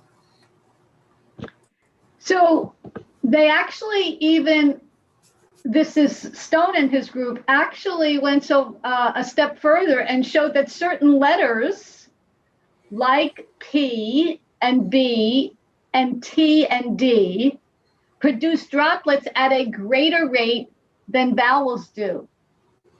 They even surmised that it was possible that certain languages with many hard consonants would produce more droplets than languages that feature greater use of soft vowel sounds. And this I thought was really interesting, and I don't even know how to use this, but they found out that lip balm destabilizes the filament on the lips, and at least for one individual they studied, reduced the number of sprayed droplets by 4 times. So I'm thinking that maybe if you're in a home, that when you're not wearing a mask all the time, one other little thing you could do is put lip balm on, and it would actually cut down on your spray when you're talking. Nan, when you mean lip balm, it's like kind of lipstick, but it's not intended for. It's clear. It's like so you don't get chapped lips. Okay, got it. Okay. O grupo, né, do pesquisador Stone, ele pegou ainda e continuou estudando, né, como é que a fala pode criar, né, essas gotículas que podem espalhar, né, o Covid-19. E aí eles identificaram que até algumas letras, certas letras, né, como o P, como o B, o T e o D, essas letras elas produzem mais gotículas, né, do que vogais. E aí eles até sumarizaram e pensaram na possibilidade de que algumas certas línguas, elas que contêm, né, consoantes mais fortes, né, que contêm maior número de consoantes aí na sua fala, ela tende a produzir mais gotículas, né, do que outras línguas que usam mais usam mais som de vogal, né, nas suas falas. E eu pensei aqui em alemão e francês, por exemplo. And then I thought about German and French, like thinking about the languages. Ah, I think German is very hard on yes. consonants. E aí eles também descobriram, né, que se você utilizar um hidratante labial, esse hidratante labial ele pode desestabilizar justamente esse filamento que é criado, né, essa pequena camada de saliva que é criada aí na boca. E pelo menos, né, para um indivíduo que eles testaram, né, reduziu o número de gotículas, né, que eram espalhadas aí na fala em até 4 vezes, né? Então diminuíam até 4 vezes aí o tanto de gotículas que a pessoa estava expelindo, né, ao utilizar protetor labial, né? Protetor labial, hidratante labial, é isso aí. Okay. So what does viral load have to do with it?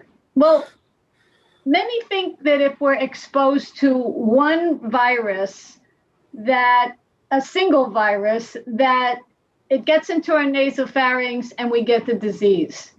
But as we've discussed, we have an immune system that is designed to keep us healthy, to identify and incapacitate incoming viruses.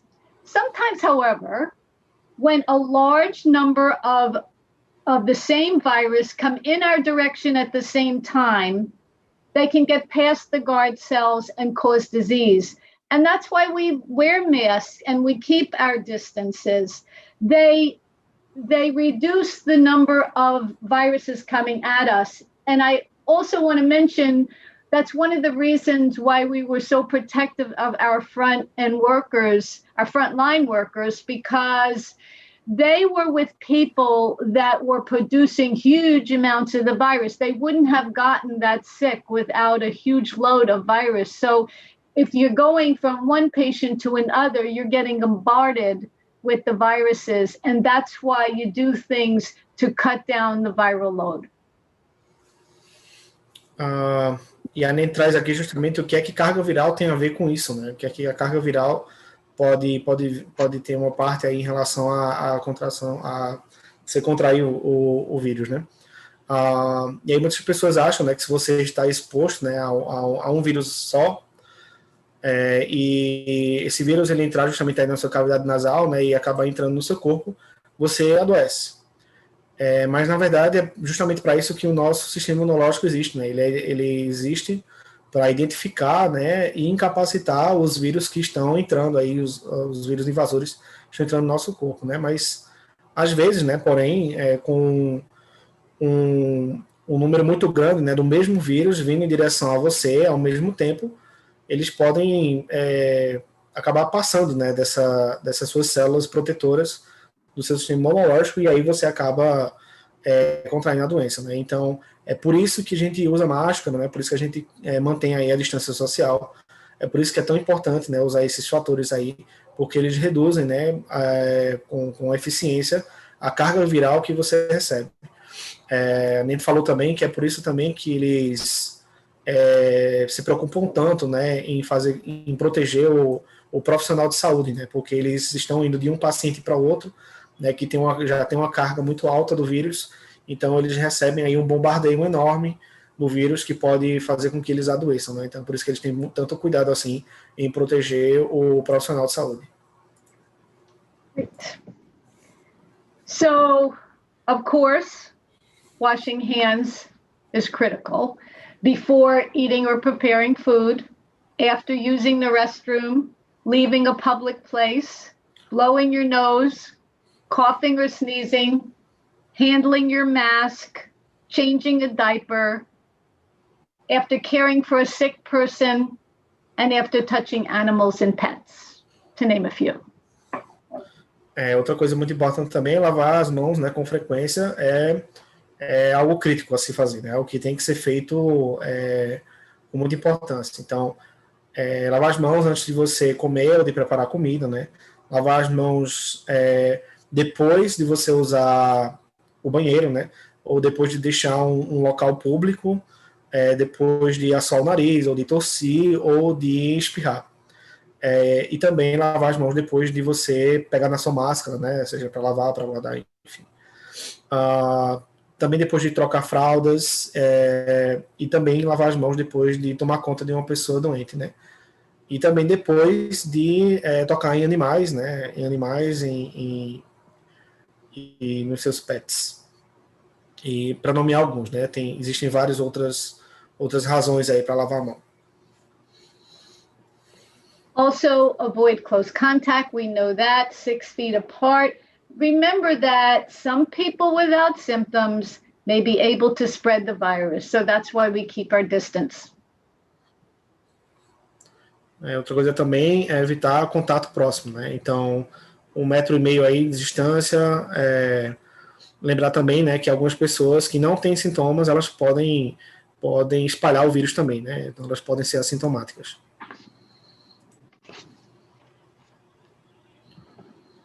And of course, cover your mouth and nose with a mask when around others. E claro, né, cobrir a sua boca e seu nariz, né, quando você estiver próximo de outras pessoas, usando a máscara.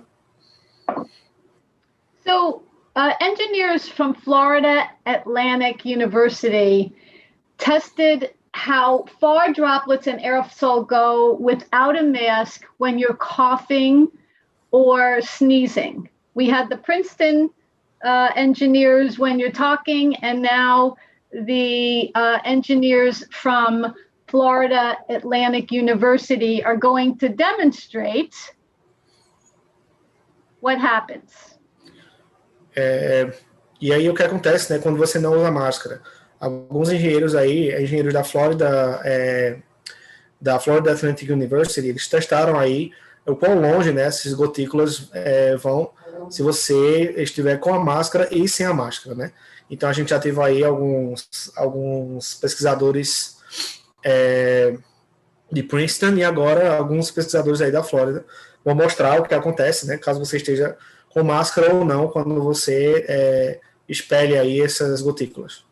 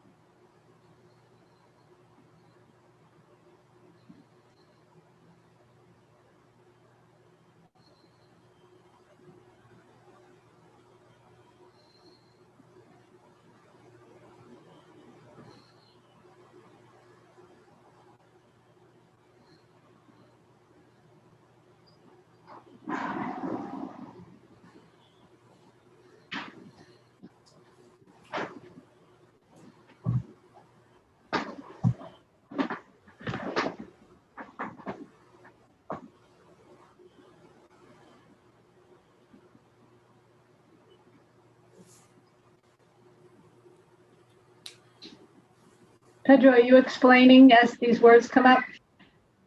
Not really.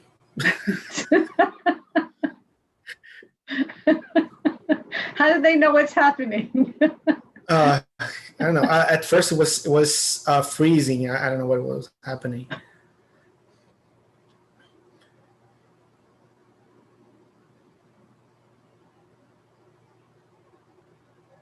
It's lagging a lot. I don't know if you can see that. Well, it's a 3-minute video. They're actually watching as it's taking over time. They're speeding it up and they're slowing it down, and how far it goes. And now the difference with the mask. Okay.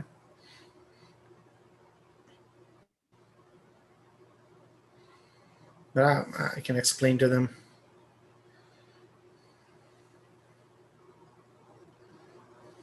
So they're trying different masks. Can you pause it for a second? Oh. Could you? Can? Yes. Ok, just explain to them, right? Uhum. Bem, pessoal, esses cientistas, né, os pesquisadores, eles estavam mostrando justamente até que ponto, né, qual a distância que chega a tosse, né, uma tosse leve até uma tosse pesada, você sem estar usando a máscara. Então, mostrou lá que uma tosse leve, né, sem muito vento acontecendo,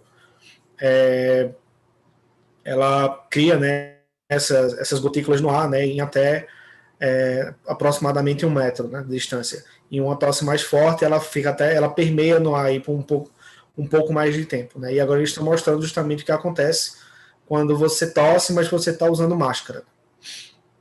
Ok, can hit play.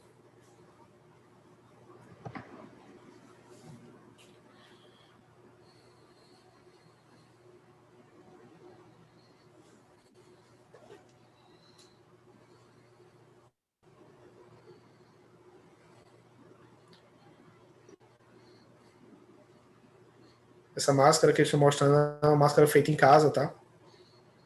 Essa máscara agora já é uma máscara profissional.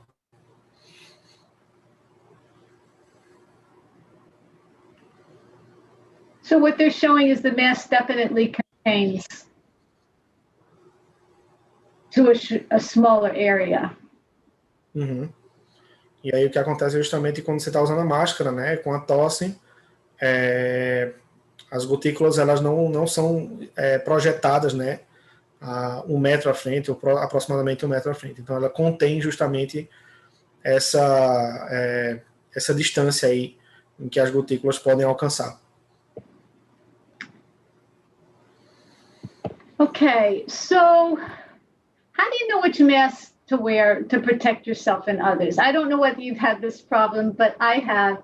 And there's some guidelines. This chart actually shows you best and worst. There's the best, certainly the N99 or N95 and the surgical mask are very effective for hospital use. Then they go to a hybrid or a double layer mask that they find is more protective. The CDC actually says a 3-layer mask is more protective. Certain materials are better than others.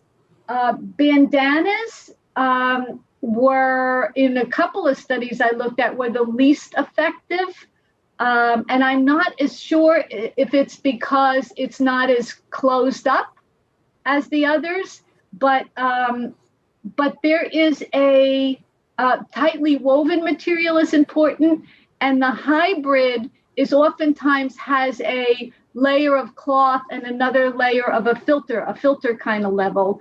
And people make all different types of masks, but the hybrid and the double or triple layer seem to be the most effective. But there's a little trick that I learned in one of my readings that I think is very helpful, and I actually tried it last night. If you want to determine if your face mask offers sufficient protection, try blowing out a candle while wearing it. A good mask should prevent you from extinguishing the flames. It's not 100% foolproof, but it helps to weed out masks that are just not doing their jobs. And sure enough, I tried several different masks that I had, and they were all it felt very thin, and I could not blow out the candle. And the only one that let me blow out the candle was a bandana folded in a triangle, tied over my face, and I blew out the candle. So it was 2 layers, but it was the bandana material, and I blew the candle out right away. So that's a little trick if you want to see how effective the mask you're wearing is. And if it's not effective, why are we wearing it? You know, actually, they're saying too that anything is better than nothing, even a bandana, but it's not as effective as others. So. A Nena, ela traz aí, né, como é que eu vou saber que tipo de máscara eu vou utilizar, né, para me proteger e proteger outras pessoas. Ela fala que as máscaras, né, N99 ou N95, que eles têm lá nos Estados Unidos, né, talvez tenha aqui no Brasil também, a N99, a N95 e a máscara cirúrgica, né, elas são muito eficientes, né, no âmbito de hospitais, né, onde você está tratando aí pacientes, você está lidando aí com o sistema hospitalar. Mas como é que a gente sabe, né, que tipo de máscara a gente vai utilizar no dia a dia, né? Ela traz aí essa lista, né, essa lista aqui com algumas máscaras, né, e a eficiência de cada uma, né? Tem a máscara híbrida, que ela tem aí uma camada de tecido, outra camada de filtro, enquanto tem aí uma máscara de 2 camadas, né, de algodão, e aí e tem esses outros tipos de máscaras também, que algumas são mais eficientes que outras, né? E aí ela fala de uma dica, né, que inclusive ela vai tentar isso hoje mesmo, né? Ela já tentou isso, na verdade, né? Ela fez isso outras vezes para ver, né, se a máscara que ela estava usando ela era eficiente o bastante.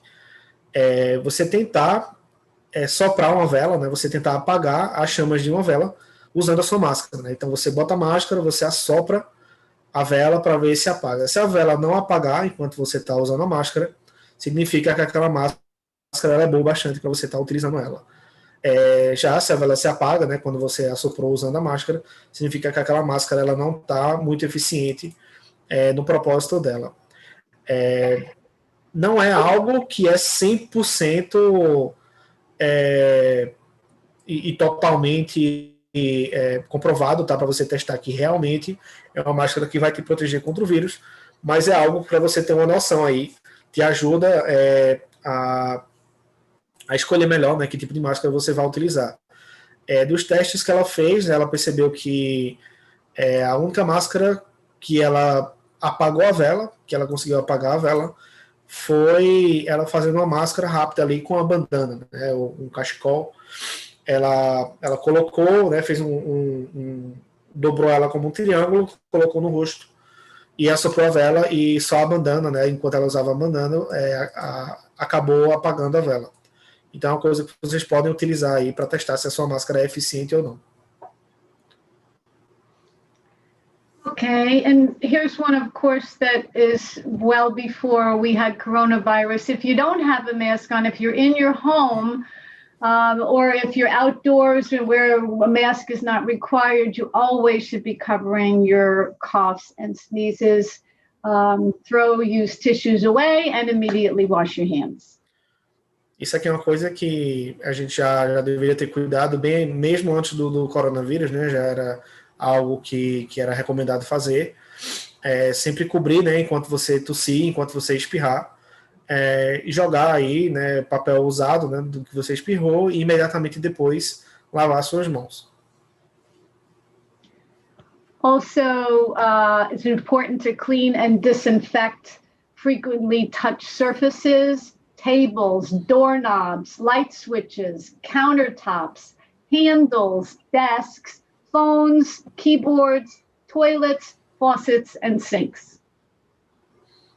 É importante também, né, limpar e desinfetar superfícies que são frequentemente tocadas, né? Então, como mesas, fechaduras de porta, esqueci até o coisinha que acende luz em casa, né? O interruptor que acende a luz de casa, superfícies que vocês colocam, que a gente coloca quadros, né? Coisas que a gente tem em casa, fotos e tudo mais, qualquer coisa que você possa puxar, né? Puxadores. Pode limpar também telefones, teclados, né? Banheiro, pia, torneira, tudo que você está constantemente tocando aí é bom desinfetar, limpar e desinfetar.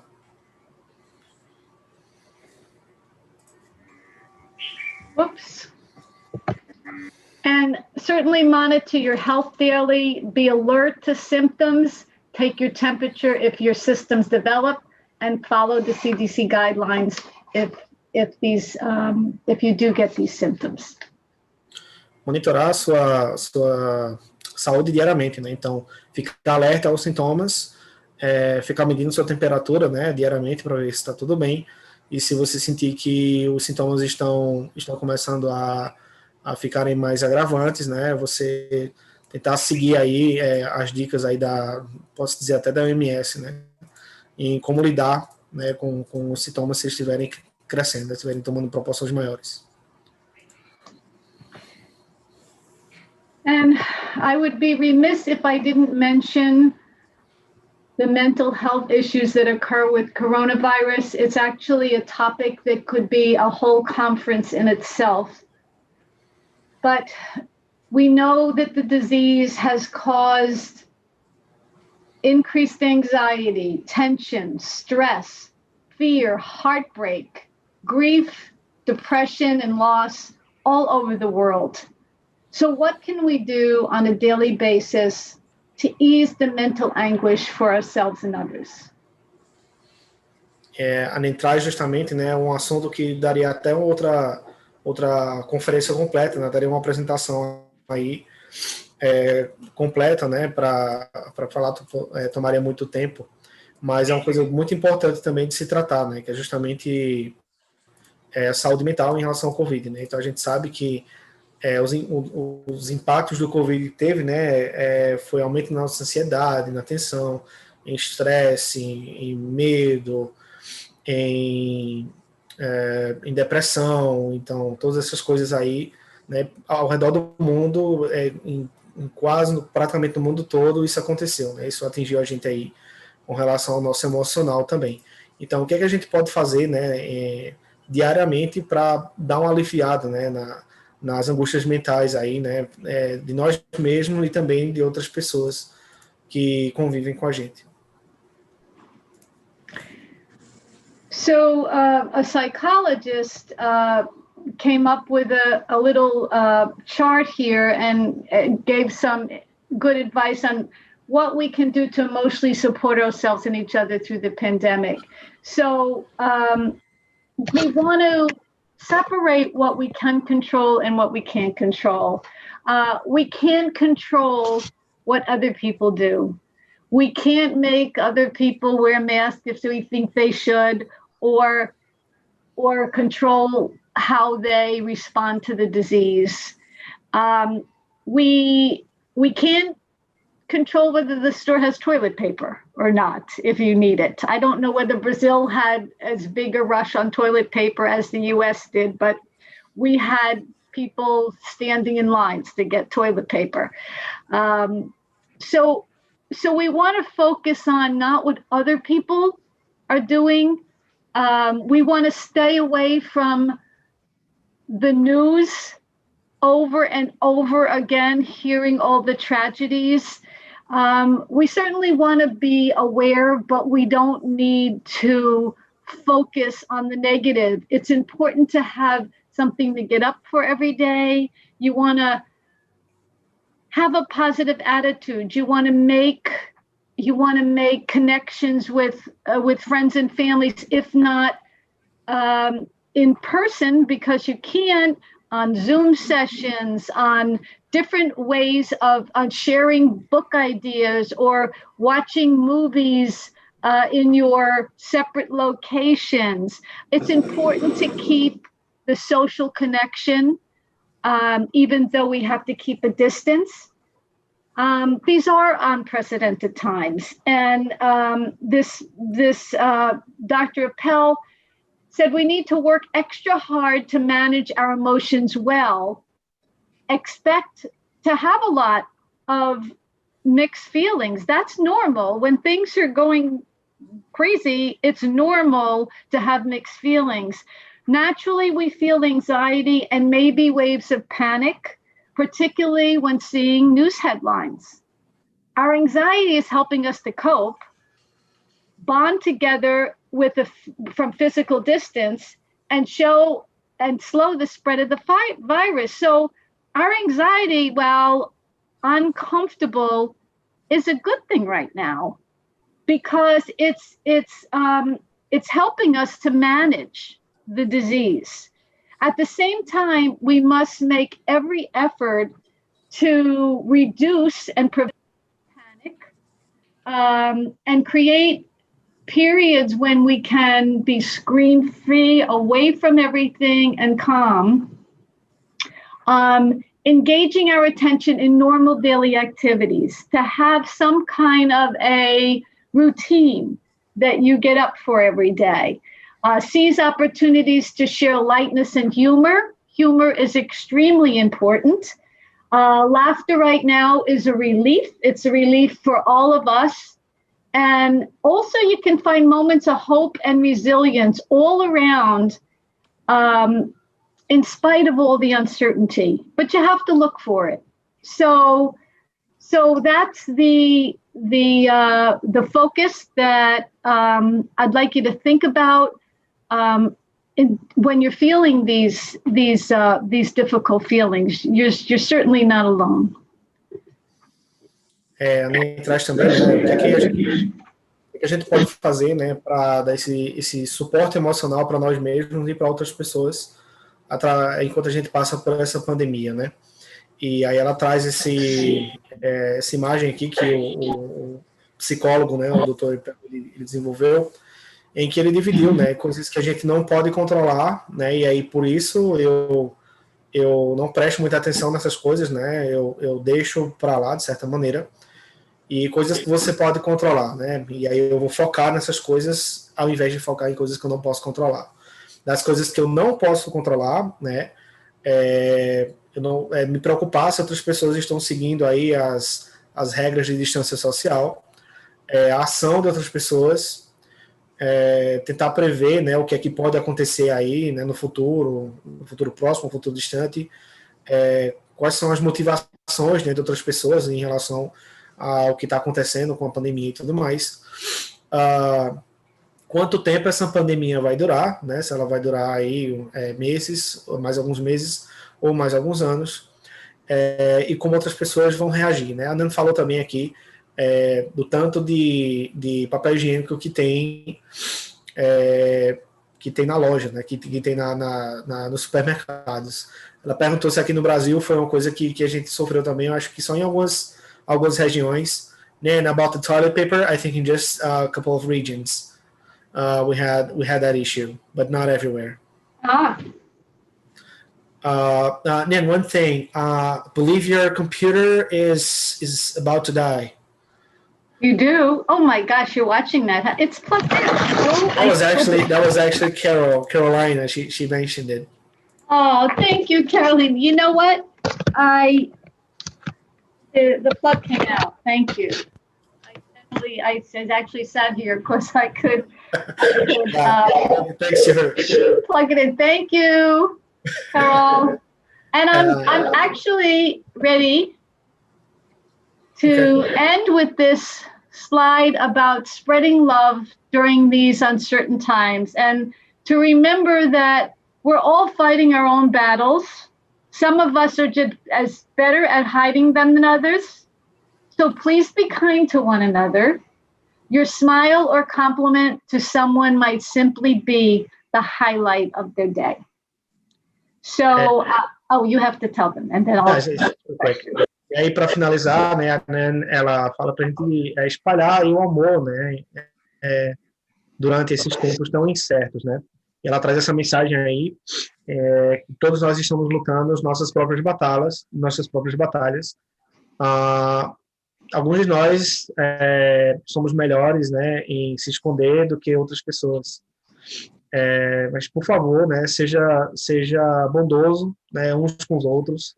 O seu sorriso ou o seu elogio pode simplesmente ser o ponto mais alto do dia de alguém, né? Então, seja bondoso com uns com os outros. So, any questions? E aí a gente vai abrir agora para perguntas, pessoal. Se vocês tiverem perguntas, esse é o momento. Vamos lá, pessoal. Vou começar as perguntas que o pessoal mandou aqui no YouTube. Vou passar aqui.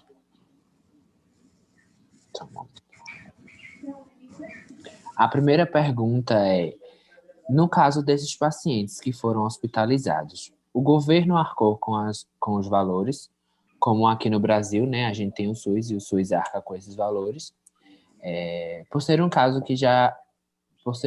à parte, já que acometeu tantas pessoas no mundo, ou que cobriu foram os planos de saúde. So the question basically. Go Marcos. No, okay. The question is no, you can.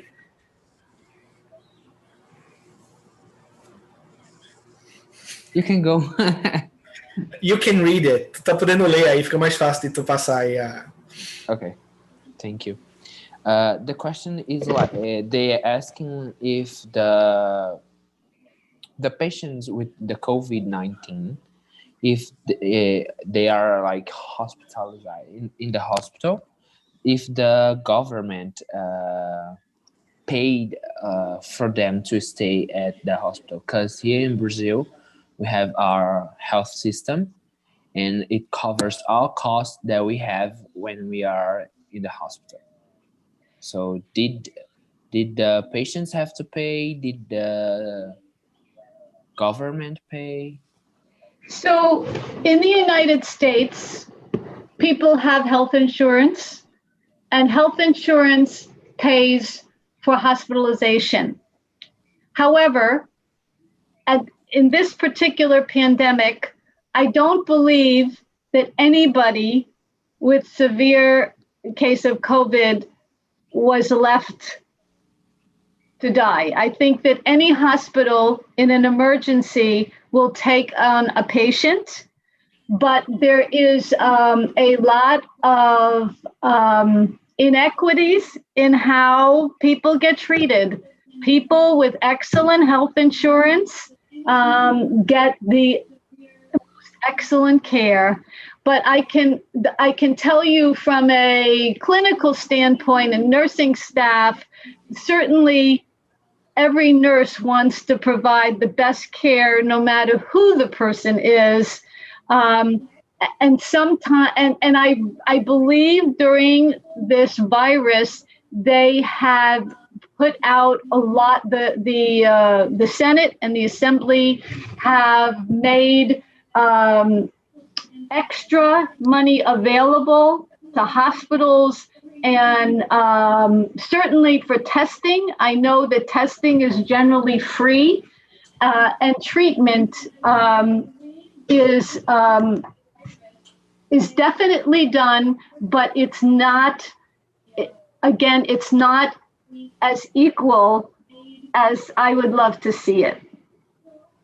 If that answers your question, they did get treated, but people with really good health insurance, I think, are treated better. But the one thing I have to say is early on, nobody knew what the right treatment was. So I guess pretty much everybody got the same treatment, but, and also everybody went on if there were certain criteria, but they're questioning a lot of the things they did up front in terms of ventilators and things like that. Was those kinds of things necessary for this type of a virus? So there's a lot of variables to answer your question, but people in the U.S. have most people in the United States have some form of health care, and that's through the Affordable Care Act. But we don't have social medicine. But no, I don't believe that anybody that had the virus was not treated. Okay. Respondendo à pergunta, ela disse que ninguém nos Estados Unidos, né, depois que essa pandemia, ninguém que estava com o estado mais avançado da doença foi deixado para morrer, né? Nenhuma pessoa foi de fato deixada para morrer, mas que de fato não existe aí uma igualdade no momento do tratamento, né? Uma vez que lá no sistema dos Estados Unidos ele funciona aí por planos de saúde, né? Então, independente se você chegou lá na emergência para ser tratado com Covid, você foi tratado. Tem algumas variáveis, né, que ela pode responder em relação a essa pergunta também, que no começo da pandemia ninguém sabia qual era o tratamento correto, né? Então, basicamente todo mundo estava sendo tratado da mesma maneira, né? Se você chegava aí com síndrome respiratória grave e aguda, né? Eu acho que é assim que fala. Todo mundo estava sendo tratado da mesma forma, né? E aí a disparidade vai justamente de quem tem o melhor sistema, né? Quem tem o melhor plano de saúde. Né? Então as pessoas que tinham o plano de saúde melhor, elas claramente começaram a ser tratadas de maneira mais completa, digamos assim. Né? Então ela gostaria de ter visto mais igualdade no tratamento, né? Independente aí da sua classe social, independente do seu sistema, do seu plano de saúde que você tem. Pergunta número 2. Question number 2. Esses protocolos vai variar entre os países ou será apenas um protocolo mundial? And you show us the protocol they using to the treatment of the COVID-19. So these protocols, they use only for like US or they use for the global? So right now there's many different types of protocols. Certainly from the World Health Organization would be a worldwide situation for the treatment of COVID-19. So they write for every country. So the resource from the World Health Organization is definitely a document for the world. If you can, I tried to see if the guidelines for the Center for Disease Control had it in other languages, and I couldn't find it. But if somebody wanted the guidelines, the pages of checkoff lists that to me would help any hospital organize their thoughts around a treatment protocol, and somebody, if it wasn't available in your language, could translate it if they saw a use for it. Does that make sense? Yeah, it does. Good.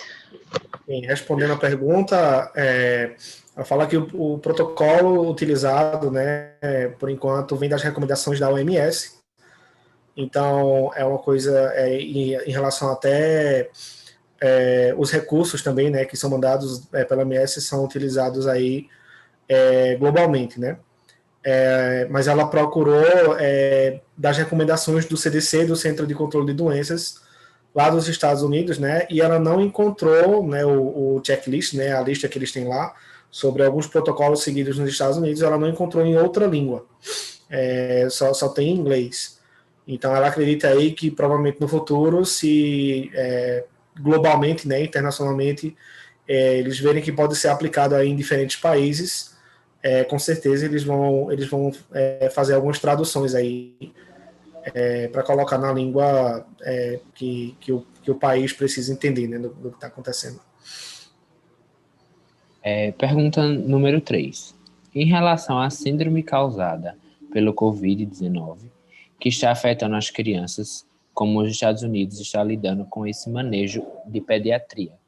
So the question number 3 is about how the US is dealing with the kids during the COVID-19.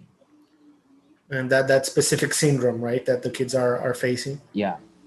Oh, so you want to know how we're dealing with the children, is what you're saying? Yeah. Yes. I'm sorry, I don't have an answer for you. I could certainly, if whoever asked the question, I'd be happy to explore that for them. It has not gotten as much attention because the cases were minimal. It's not been talked about a lot, but I would be happy to explore that for whoever had that question and get back to you. I could email a response. In fact, why don't I do that? Why don't I could email Pedram or Patrick and explain where we are with it. And then if you know the person who asked the question, or if it could be some way added to the resources or something from this presentation, maybe that would be the way to go with it. Ok, bem, a Nen fala que ela agora ela não tem uma resposta, né, de como é que eles estão lidando, né, assim, com as crianças com a síndrome do Covid, porque até o momento foram casos mínimos, né, foram casos que não vieram a ser tão graves, né, com relação aos demais, mas que ela ficaria muito feliz em dar uma olhada, pesquisar, perguntar e mandar uma resposta para a pessoa que fez essa pergunta, tá? Então ela já disse aqui que ela vai dar uma olhada, ela vai pesquisar, vai olhar como é que está sendo feito aí esse manejo junto com as crianças, né, lá nos Estados Unidos, com relação a essa síndrome, vai mandar essa resposta para mim ou para o Patrick, e a gente pode encaminhar para você que fez essa pergunta. Pergunta número 4, a última pergunta, de Raquel Cardoso. Qual o posicionamento das autoridades de saúde em relação ao uso da cloroquina no tratamento do Covid-19? That's a hard question. Cloroquina is hydroxyl.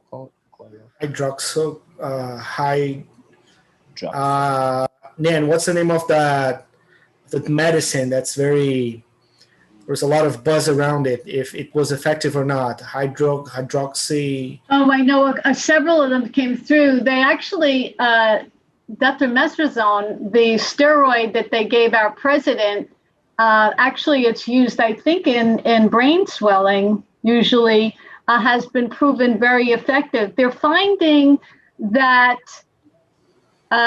especially like with the ventilators and things, that the way this virus works, it's all about inflammation.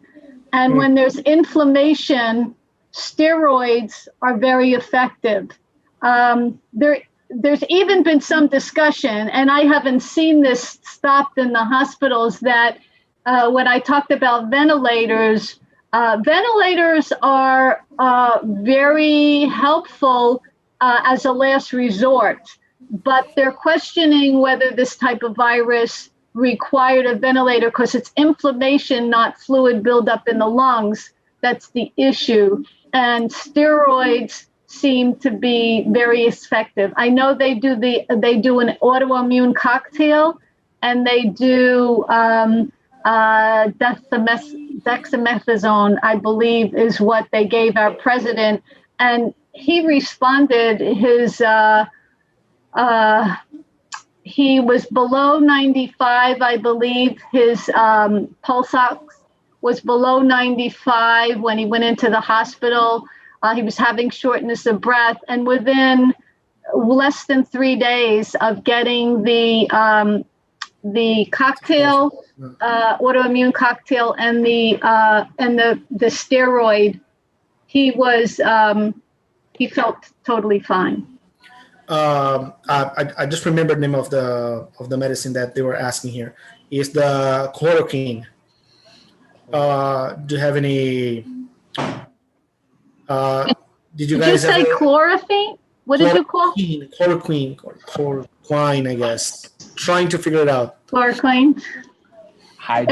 Do I have any suggestions on whether it's effective or not? No, they don't. They want to know how the authorities, the health authorities, think about the use of this medicine. So every hospital has their protocol, and they're pretty consistent. I think, I don't know specifically about that medication, but I do know that the current focus is on the steroids and the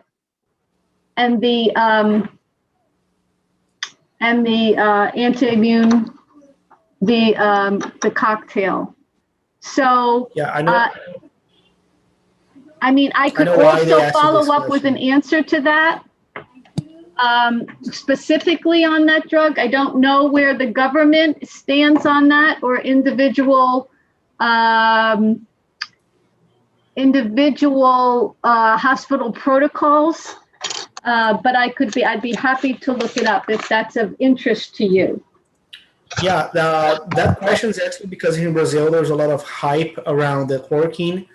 Even our president was showing around with a box of that medicine, saying that it was the cure for the COVID. And, Your president or our president? Our president. So the chloroquine was actually a political flag, was more a political flag than an actual medication. So our president would just wave it around, saying that he was saying that was something that whole population should be taking, and that was the cure for it all. But I believe, like as you said, if in the US was as hyped as it was here, you would definitely know what we were talking about. So, well, I know I already got your answer when you. Early on, our president was pushing a medication. I kind of forget what it even was, but it was the we would know. It is it is used in the treatment of malaria, I believe. And that's the one. This is the one you're talking about. Yeah. Okay. Well, he played that up a lot. What happened in our country was the public health officials were feeling that they were taking the medication away from people who needed it for the treatment of that it was known for, and that they were more or less discouraging it, so that it wouldn't be taken away from the people who needed it most. Because it was surmised that it would work, but there wasn't enough evidence to show that it was effective. Ok. Bem, eu vou tentar resumir a pergunta que foi a Raquel que fez, não foi, Marcos? Foi Raquel, isso. Raquel, primeiro a gente perguntou, né, como é que as autoridades estavam lidando aí com a cloroquina lá. A ANE não reconheceu, a princípio, quando a gente falou cloroquina, e aí depois que a gente falou para ela, né, qual é que seria, né, ela não estava lembrada do nome da medicação, né, e aí a cloroquina, de fato, não teve, assim, tanto precedente como teve aqui no Brasil, né, aqui no Brasil a gente levou mais adiante aí o uso da cloroquina ou não. A ANE pontuou, né, que as autoridades lidaram aí com a cloroquina quando ela começou, o próprio presidente, né, o Trump, ele fala que pode ser que a cloroquina seja algo para combater, né, o Covid, né, que a princípio era algo que trataria a malária, mas aí quando começou a tirar, né, das pessoas que estavam infectadas com malária, quando começou a tirar dessas pessoas, né, toda essa todo o banco, né, o banco de cloroquina lá, né, começou a não ir para as pessoas que precisavam de fato. As autoridades acabaram desencorajando, né, a população a parar de usar a cloroquina para algo que não fosse malária, né? Então, foi assim que as autoridades acabaram lidando com a cloroquina por lá. Ela falou um pouco sobre a medicação que o Trump tomou, né, nos dias que ele ficou hospitalizado. Então, foi um coquetel aí para o sistema imunológico, né, que continha algumas coisas envolvendo testosterona. E aí ele estava... vocês de saúde podem me ajudar, né? Eu acho que o nível de oxigênio no sangue, Marcos, que fala, né? Que ela falou que estava 95, né? Estava baixo, né? Estava baixo. A saturação dele. Saturação, isso é a palavra que eu estava procurando. E depois que ele passou aí 3 dias tomando esse coquetel aí para o sistema imunológico, né? Que continha também testosterona, acabou mostrando aí uma certa melhora, né? Na saturação de oxigênio para o Trump. Acho que é isso. Yeah, that was the last question. Okay, I just have a curiosity question about Regeneron. Are you talking about Regeneron in Brazil as well? I don't think I've heard that name. Okay, well, they were asking whether, I just kind of quick looked up to see what was coming up on they were talking about should they have given the president Regeneron. Basically, what the public health officials are saying, all these drugs that are coming up are experimental. And that's so it would probably, many drugs that might have some that they thought might have a positive effect didn't, and others they wouldn't even try unless it was a last resort kind of thing. So, but again, from the literature, it does seem like whatever treats severe inflammation is going to be the best bet, and I guess that's why steroids work so well with the president. A Nina, ela falou que ela foi procurar uma medicação, né? What's the medication name again? It's Regeneron. Regeneron was the name of the experimental drug that they said should they have given that to the president. But the dexamethasone is a anti-inflammatory. I believe it's used mostly, or has been used mostly, for brain swelling. Mm-hmm. And that's what they gave to our president, along with some kind of a cocktail of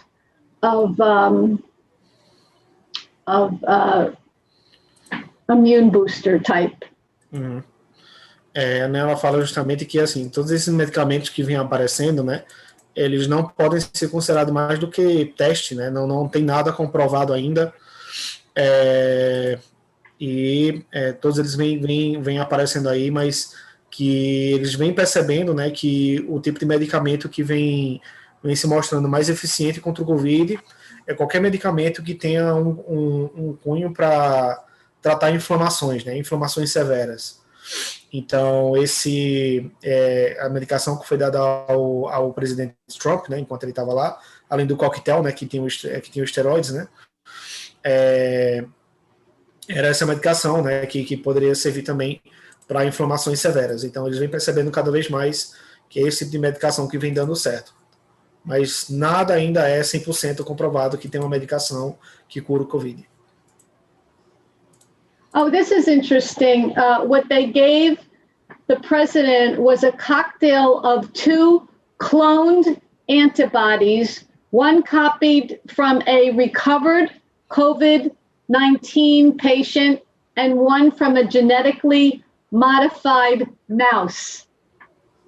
Okay. But it was that cocktail along with the anti-inflammatory, and he responded unbelievably. I mean, I couldn't believe that someone that was that sick 2 days later walked out of the hospital and has been on steroid high since, I think.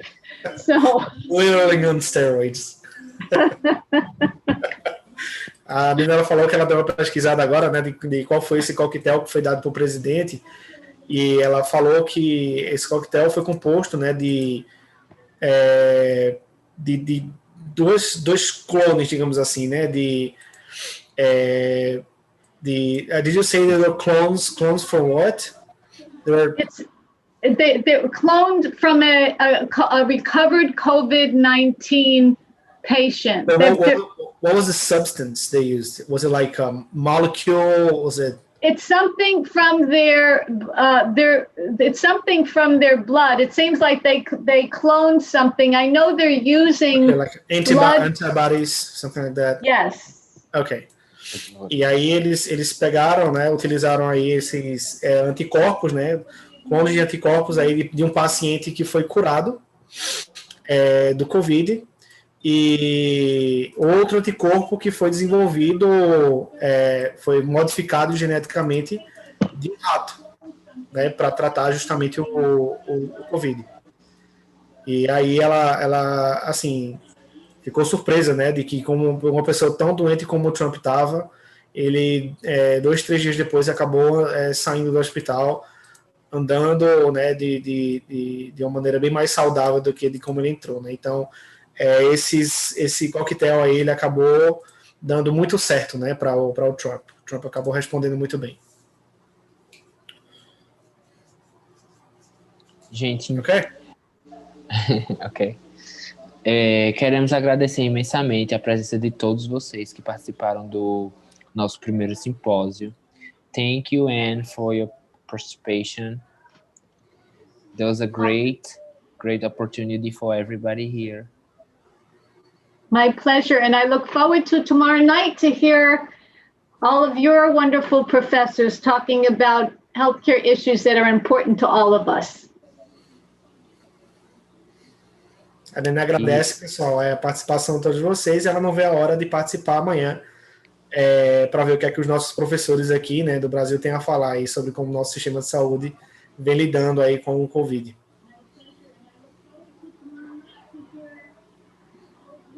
Carol, não sei se Carol quer falar alguma coisa. You can go in. Can I just make one comment? Because I did this multi-system inflammatory syndrome in children. I just wanted to see how you would like me to respond. And I want to be clear on the question that came up about that so I could respond appropriately. What did the questioner want to know about the multi-system inflammatory syndrome in children? Yep. What did they want to know about it? Tu consegue perguntar, Marcos? They want to know how about the U.S., like the health professionals or the health administrations, guys. They are, how do you say, dealing with this syndrome with the COVID-19 in the pediatrics. So I can tell you briefly that it is very rare in the US, and most children who have it eventually get better with medical care. But some kids rapidly get worse to the point where their lives are at risk. And there's a lot to be learned. At this point, what they're saying at the Mayo Clinic, which is a premier clinic in the United States, is that much remains to be learned about this emerging inflammatory syndrome. But they do talk about the symptoms of it and emergency warnings to deal with, and when to see a doctor and what causes it, risk factors, things like that. So is that what, again, this is the Mayo Clinic, and they're saying that there's a lot to still be learned about it. But I can email this document on various risk factors, complications, prevention, and things like that. Would that be helpful? Yeah, that would. You can send it to me, and then we can forward to the student who asked. I will do that. Sure. Bem, pessoal, a Nan falou, né, para a pessoa que perguntou sobre a síndrome, né, nas crianças, né, que está tendo lá nos Estados Unidos. E aí ela falou que tem muito, eles estão vendo que tem muito a aprender ainda, porque tem muitas crianças que elas contraem o Covid e elas aos poucos vão melhorando, mas tem muitas outras que elas começam a desenvolver os sintomas muito rapidamente e pioram muito rapidamente, né? Então é uma coisa que eles estão aí, é uma coisa nova, né? Que eles estão lidando ainda e que tem muito a ser aprendido ainda em relação a isso. O que ela pode fazer é um material que ela encontrou aqui no Mayo. What's the name of the material you had, Nan? Mayo what? Mayo Clinic in Cleveland is a very well respected clinic in the U.S. as a resource. So so I will send their information to you. Ok. E aí ela encontrou, né, com essa clínica aí, esse Mayo Clinic, que é uma clínica muito respeitada, né, nos Estados Unidos, aí nas pesquisas e tudo mais. Ela vai enviar para a gente, tá, o material que ela encontrou lá, e a gente pode passar esse material aí para o aluno que perguntou, e quem mais quiser também, tá? Se você quiser aí, esse material que ela vai mandar, claro, tá em inglês, né, a gente pode ver uma maneira aí de traduzir ele para todo mundo depois. Mas é isso aí, tem muito a ser aprendido sobre isso ainda.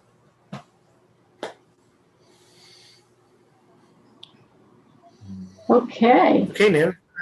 That's it. Well, it was lovely seeing all of you, and I'll look forward till tomorrow night.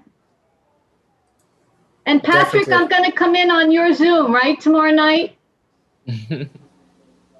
Patrick. Yes, correct. My Zoom tomorrow night. Okay, sounds See you good. tomorrow. See you tomorrow. I'll send you the link, okay? Great, thank you. Take care. Take care, Nan. Thanks. Bye-bye. Bye. Bye. Bye, Nan. See ya. Obrigado, pessoal. Tchau.